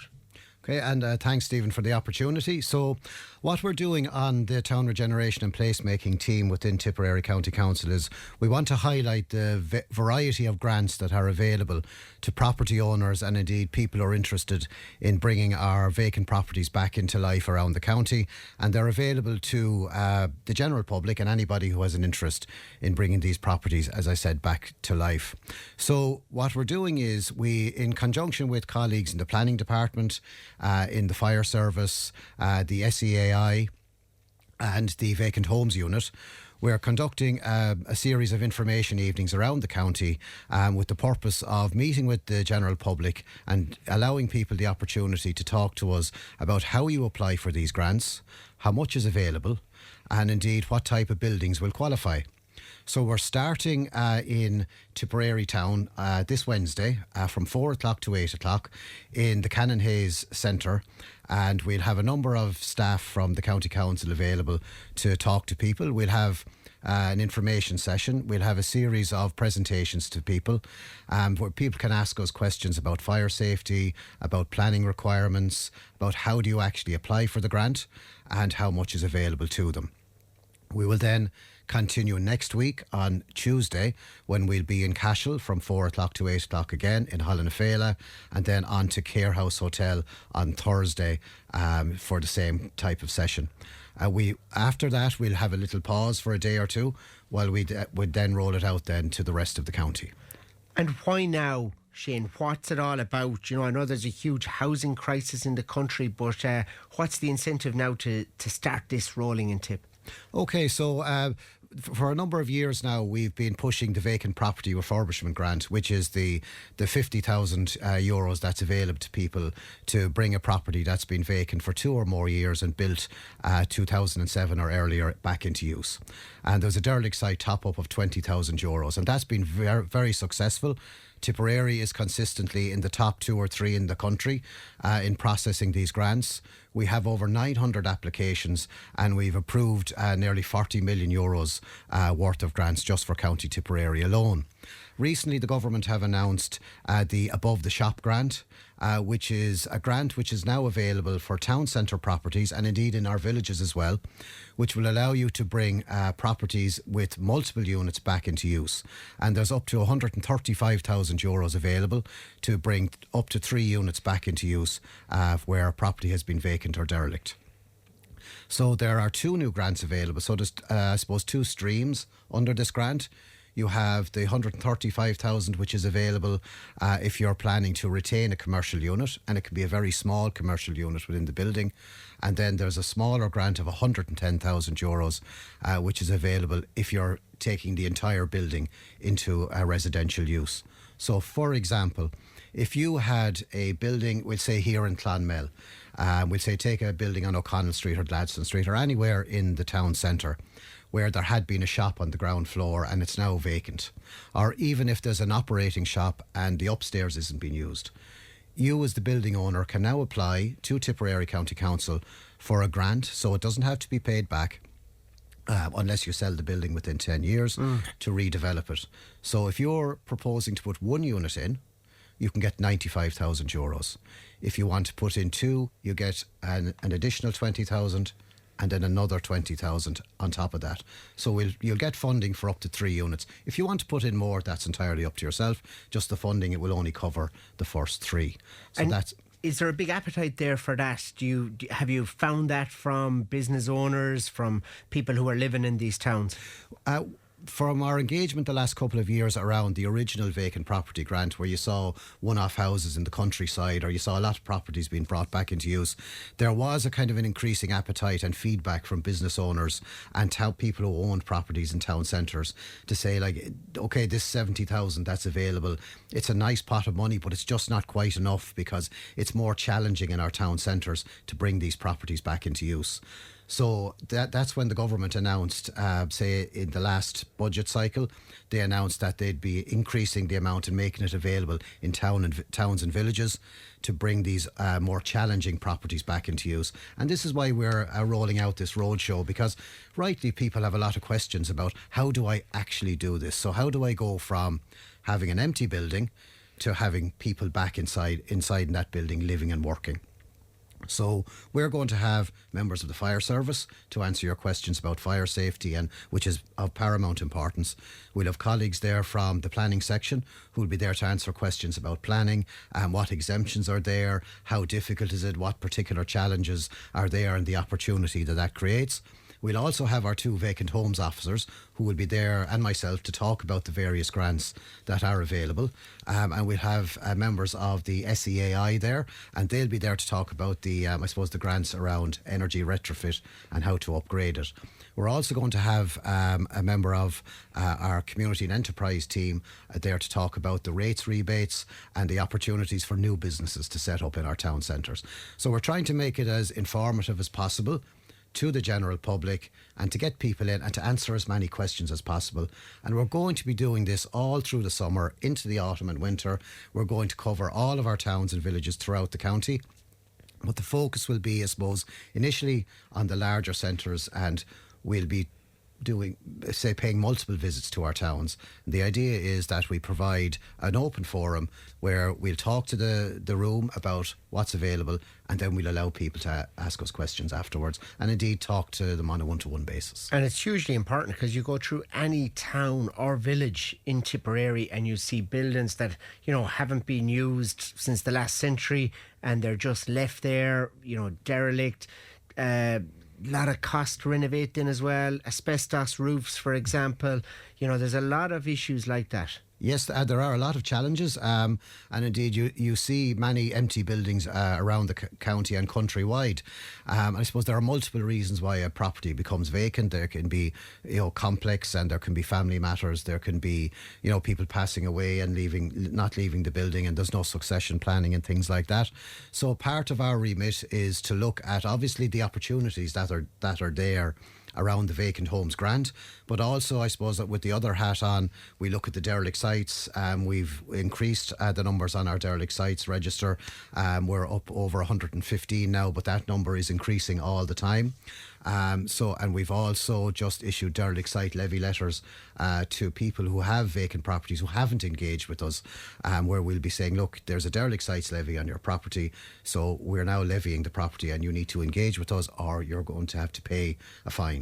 And how will that work? Would they pay a fine now, or is it like if they attempt to sell it in the future, or how would that work? So there are two opportunities. I mean, essentially what I'm doing is, in my role as the derelict sites officer for the county also, is I'm engaging proactively with property owners. So we'll send them a letter to say, your building is in danger of being put in the derelict sites register. Come in and engage with us, give us a plan.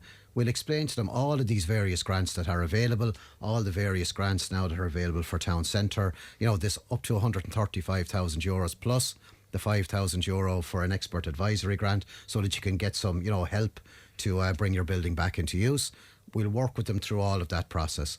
Where somebody doesn't engage with us, we then say, look, you haven't engaged with us, you haven't given us a viable plan to show us how you want to bring your building back into use. We place them on the derelict sites register. We tell them then is if you're still here on the 1st of January of next year, you will get a levy, and the levy is 7% of the market value of the property, and that's added annually every year that you're on the derelict sites. I don't want to be doing that. We don't want to be adding bills to people, but on the other side of that argument is there's a lot of public pressure, and rightly so, to bring derelict and empty buildings back into use, and this is one of the tools we'll use. But the emphasis we're saying now is we want to assist people, we want to support people, we want to work with people to bring the buildings back into use, and we only use the derelict sites as a last resort. And is the lack of something like this previously part of the reason that these places are so derelict? Well, I suppose before there was no opportunity for people to bring the building back into use because a lot of people didn't have the money. Whereas now there is a fund there. The Críochnatha Fund is the umbrella term for all of these various grants. That has been put in place now, and it's been funded out to 2030. So the funding is in place from central government until 2030. They've guaranteed that money is going to be there. To date, this Tipperary has benefited to the tune of almost €40 million, and our research is showing that for every €1 that the grant money that comes into the county, there's an additional €1.40 of private money being spent on houses and homes around the county. So that gives, I suppose, a rough guesstimate of about €90 million to date. And now the government has expanded the grant, made it a larger grant, made it more accessible. So the hope is that we'll see our town centre properties start to be brought back into use. And now that support is there. And obviously then you have the carrot and the stick. So the stick is obviously the derelict sites register. But as I explained earlier, we're not going to be using that only as a means of last resort. There's a message in here. Someone has a business premises and they are looking to do the room upstairs. That applies to them. It absolutely does. If you have, say, a ground floor premise, we say a shop, if you have empty units upstairs or the floor upstairs hasn't been used, if you've only used it for storage, you can absolutely put in an application for this grant. And the way the process works, all of the information is available on our website, or come to the information evenings, and we'll have more of these information evenings as the the year progresses. But the way it will work is you put in your application form, a member of the vacant homes team will come out and visit with you to your premises, go through the process with you. I'm happy to answer any questions. We'll walk the premises, we'll show you, we'll talk to you about the planning requirements, about fire requirements, and then we'll take a few pictures at the start. Once you're approved, you go away and you get your works done. You come back at the very end. We'll take pictures at the very end and say, thanks very much, job done. And we pay out the funds on receipt of the invoices. So the important thing to note is you pay your builder and then we pay you. And that's the way it works. So it's kind of it's a retrospective scheme. But it is a lot of money. It is available now. So if people want to contact us, it's vacanthomes@tipperarycoco.ie, and contact us, or indeed, please feel free to drop into any of the information evenings which we have, and go to our website for further details. This takes away the fear, I suppose, of form filling, that you've left out something and it costs you thousands down the road. Exactly, and what it does is everything is up front and people can ask as many questions as they want before they do anything. You can put in your application form. It doesn't mean you have to proceed once you get approval. If you find it's something pops up that you can't proceed, just let us know and say you're delayed, so you don't have to go through the process again. Okay, so briefly, you're in Tipperary town the 20th of May, Cashel Holland Fela, Tuesday the 26th from 4 o'clock to 8, and Care House Hotel 4 to 8 Thursday the 28th of May. You'd recommend people interested get there? Absolutely. Anybody who has a property, has an interest in a property, wants to access some funding to bring a property back into use, come and talk to us. It's a no obligation conversation, and all you can get out of it is hopefully a grant to bring your property back into use. Good stuff, Shane. Thank you so much. Appreciate it. Thanks, Stephen. So that's Shane Grogan, Town Regeneration Officer with Tipp County Council. Just before the break, we'll go through a good few bits in here on the text machine. One about the rebate scheme. My neighbours and friends have problems with it. I'm a farmer and getting it, but what about my neighbours? Well, we'll try to get one of the TDs on to bring that up to date, John, as well. And another texter here says it's a disgrace to be hounding the young men who are sacrificing so much of their time with Tipperary. They don't go out to underperform, it just happens. I wonder how many of the keyboard warriors put on a jersey. From Esther Campbell, a Tipp supporter, whatever the performance. You can get in touch 083 311 3311. We're going to take a quick break. Back with more after this. Tipp FM's Tipp Today. With Slattery's Garage, puck on. It's time to change. Test drive the award-winning range of Peugeot hybrids and fully electric vehicles at Slattery's Garage today. See slatterysgarage.ie. If it matters to you, it matters to us. Call Tipp today on 1800 938 007. You're very welcome back to Tipp Today with me, Stephen Gleeson, here, and I'm delighted to be joined by Susan O'Donoghue in studio here for the relationship slot. And the topic today is parenting the exam students. And Susan, when you look at it, exams year in, year out, roundabout now, it's so difficult for parents of exam students, brothers and sisters of, and the person that's sitting the exam as well. I always think so, and it depends on the actual student then. Your house can be like walking on eggshells for a good while, all depending on the student and how, I have two gone through it and I have another one now going, so I'm well aware of, what you need to be doing and how you need to be taking care of yourself as a parent first. Because if you're not taking care of yourself, you just can't be there for them. And they will push your buttons, Right. There's very few who don't, because it's a hugely stressful time. And as we were just saying before we come on, is there a need for that much stress? In a 2, 3, 4 week period, it's ridiculous, really. It's your whole 5 years or your whole school. Do you know what I mean? From when you go in primary, this is all built up to this. It's ridiculous. Absolutely. Yeah. I mean, half the education system is built on this, old fill the vessel, grad grind, and the old English Victorian system. Surely it should be more continuous assessment, that it's not all dependent on a 3-hour exam. Yeah, and I would agree 110%, because do you know what? stress is good, right? If it's not overwhelming and if it's not continuous and if it's not huge. Like, we all need a bit of stress in our life to give us a bit of oomph, right? To get us over. And it's great to have something that, you know what I mean? You can look and say, well, I'll get this done. And it's a bit of achievement in it. But not to the extent of that. I think it's huge. And as you said, continual assessment is the way to go. But I know they've hugely struggled with that over the past few years, even though they're talking about doing that. But I think the exams, in my experience now, seen them on my last. I think they've gotten better in the sense that there's a lot of portfolios go in and there's a lot of practical exams. So it's not based fully on the 3 weeks. So I think there's 4 or 5 subjects now. For my last lad, he's doing the Leaving Cert now, that he had to do like continual, that he would have done practical, or he would be putting in portfolios. So that's brilliant that you've it done beforehand. So there's a lot of the marks he's gotten already. Yeah. So that helps. It takes the sting out of it, doesn't it, going in? But like, you could have a bad week going in there, or you could be sick, or something could have happened to you in your family. Anything. It could be. So how are you supposed to... And you have to go back for a year then? Yeah. Well, yeah, you know what? There's the PLC courses. There's a million different ways now. Like when I was there, I know you're a lot younger than me, Stephen, but when I was going, you didn't have options. That was it. This was, but now there's so many pathways into so many careers.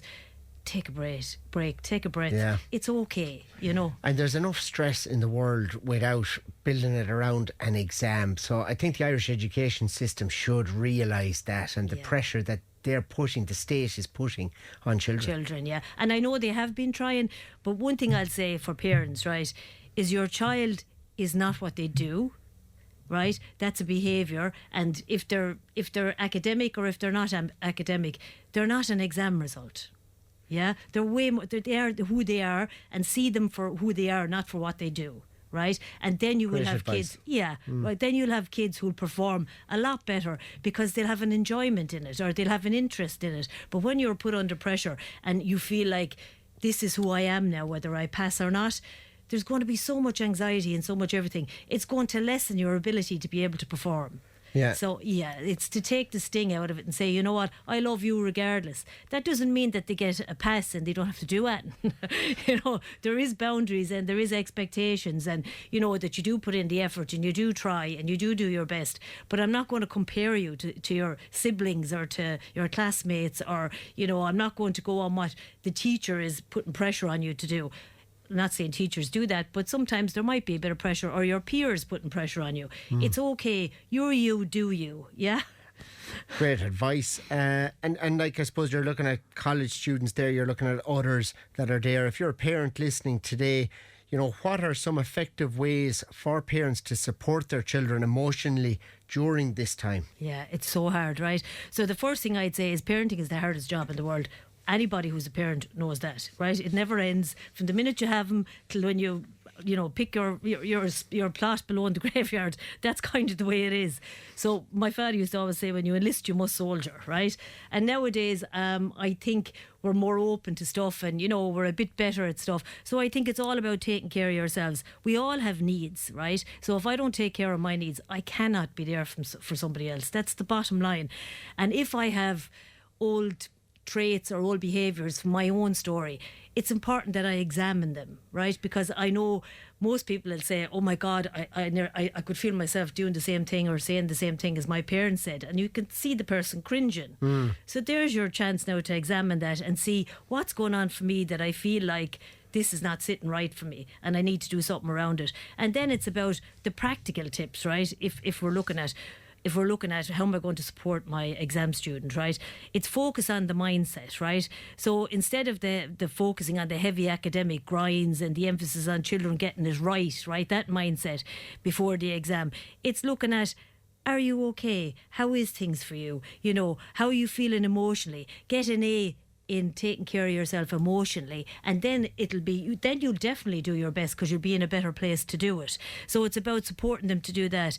It's about focusing on keeping calm. One thing I find around keeping calm is the breathing is brilliant. The way they say breathe in for whatever you can, if it's 5, if it's 6, if it's 7, if it's 8, but just breathe out for longer, right? Okay, so it really, really works.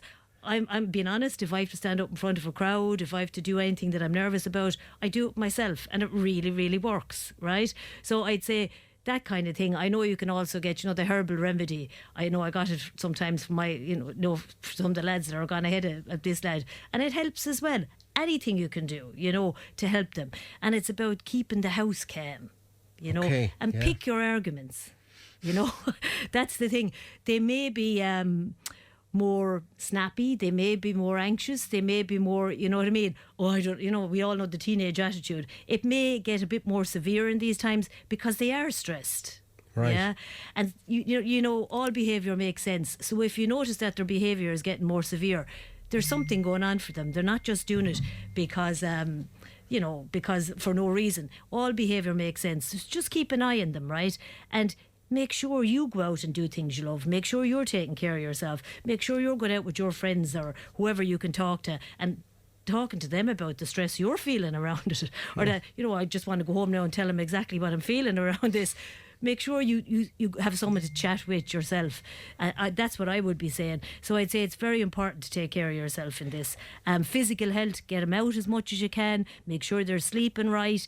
Make sure you give them the meals on the tables, the good dinners, if you can at all. Bring the dog for a walk, drag them out with you. Make sure that they're not on the screens too much if you can. And then if they need a break on the screens, make a plan with them beforehand. Don't be leaving it to the last minute and they getting angry when they're on the screen for 2 hours. Do you know what I mean? Make a plan. So that normal routine is very important to keep as well. Very important. And just remember, they probably will, in my experience, push your boundaries around that time, right? They will. So just try and stay calm.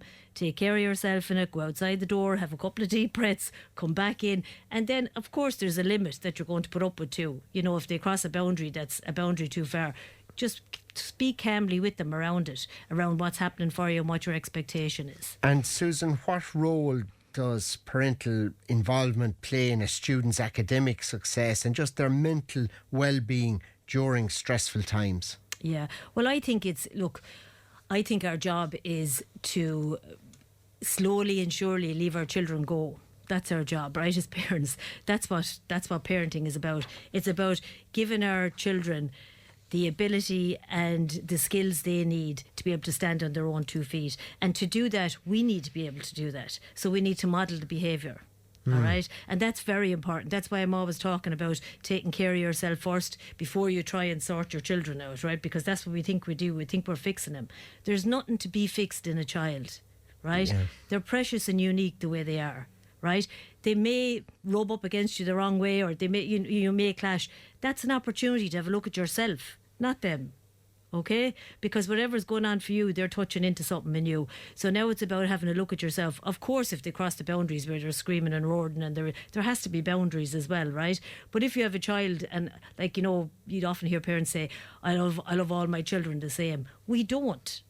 There's no point in saying it. We don't. We love them all differently because each relationship is different. It doesn't mean that we love them any less, but we certainly love them differently. Does that make sense? Yeah. Absolutely, yeah. Because you hear people and they're nearly on the defence saying, oh no, I love all my children the same, No, I wouldn't tell, because they're afraid they'll get into trouble nearly for saying that. And we love them all differently. That's the way it is. I'm unique, they're unique. We all have different relationships. At times you might get on with some better than you do with others because their personality kind of, works better with yours. You know what I mean? Or their story is more in line with yours. And that's okay. That's okay. Let's not beat ourselves up over stuff like that, and let's take care of ourselves. Now, Jigsaw is a great support as well. They're great for youth's mental health and all that. But just remember, it's about focusing on the child, not on the academic. Yeah? It's really good advice, Susan. And, what signs should parents look for that their child may be experiencing, exam-related anxiety or stress, or just general anxiety and stress? Yeah. We know our children, don't we, to a certain extent. We'll never truly know them inside and out, but we do know them to a certain level. And you'll see changes in behaviour. Maybe they'll start, not speaking to you as much as they used to. And that happens anyway with teenagers, because they do pull away, because that's what they're supposed to do.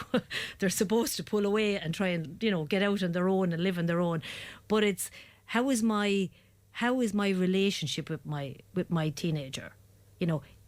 Is it okay to speak with them, or do I speak at them or to them? Yeah. There's a big difference, isn't there? It's like I remember being in college years and years ago, and one of the one of my colleagues came in and she said, she said, I got such a fright last night. She said, my child, they were only smallies at the time, I think they were in primary school, and they were pulling at her for attention, right? There was 2 of them there. And she was just like, oh my God, please, give me a break. And then her friend rang the doorbell and everything stopped because her friend wanted a chat. And she really recognised it, I suppose because of the course she was doing as well. And she said, I just thought to myself, how is it that I didn't have that space for my kids, but I had it for somebody who was my friend? And then it's not about stopping for everybody, or it's not about my time doesn't matter, and it's about giving time to yourself so that you know what it's like to give time to somebody, and then you can sit with somebody. Does that make sense? Yeah, absolutely. So you kind of make sure, it's like you put on the life jacket on yourself first before someone else, to make sure you can breathe. Giving your children that space, you know what I mean? That you listen to them, because we're always trying to fix when it's our kids, right? There's nothing to be fixed. They're perfect the way they are. What they need is accompaniment and guidance. Does that make sense? If they ask for, not about telling them what to do now. Remember, advice is not about advice. It's about handing it back to them and saying, I wonder how you would sort that out. So if you're in a good place personally, you're better placed to give the advice. Because if you're not, if I'm anxious, if there's a mortgage, if there's, if I'm not on good terms with my partner, or if I don't have a partner, or if I'm falling out with my mother or my sister or my brother or whatever, right, my best friend, and I'm sitting there and I'm stressed anyway, and then my child comes to me, sure, I'm not able for that. Yeah. So and I know stuff happens in life and we always have stuff coming up. So it's about taking care of yourself first, yeah? Oh, brilliant. Well, look, when you're talking about stress and online, we've been talking this morning about the Tipperary hurlers and the abuse that they're getting online. Social media is frightening because they could read something there that affects you as well, and you can relate that to the exam stress too. Oh, it's you know what? And since the face has come off of it, since you're not face to face with somebody who's saying this stuff to you, it's gone really out of control. So I can only imagine how all those Tipperary hurlers feel today. They were, in that firing line, which is totally inappropriate. But our children go through that as well. Yeah, and that's why, no phones in the bedroom. You know what I'm saying? And make the rules. Sit down and speak with them. Sit down and say, okay, how can we be fair around this? It's a negotiation, yeah? It's not, if you come in telling somebody, they'll get their back up and they'll get defensive. But if you come in with a skill set of, listen, how are we going to organise this so you're okay and I'm okay? Yeah, that's the key. It's not about, if you start to tell somebody, they'll get their back up. You're fighting against we're swimming against the tide, as they say. So it's about that lovely speaking with them, yeah? Susan, that's fantastic. Listen, thank you so much for joining me this morning in studio. Thanks for having me, Stephen. And that was Susan O'Donoghue, our relationships law, talking here about the exam students and parenting them. Well, I hope you enjoyed this morning's edition of Tip Today, and join us again soon. We're going to take a quick break before news. Bye for now. Have a great day. Tip FM's Tip Today. With Slattery's Garage, Puck On. Main Peugeot dealers in the Premier County. And now stocking the full range of the luxury French car brand DS automobiles. Book your test drive today with Slattery's Garage, Puck On. See slatterysgarage.ie.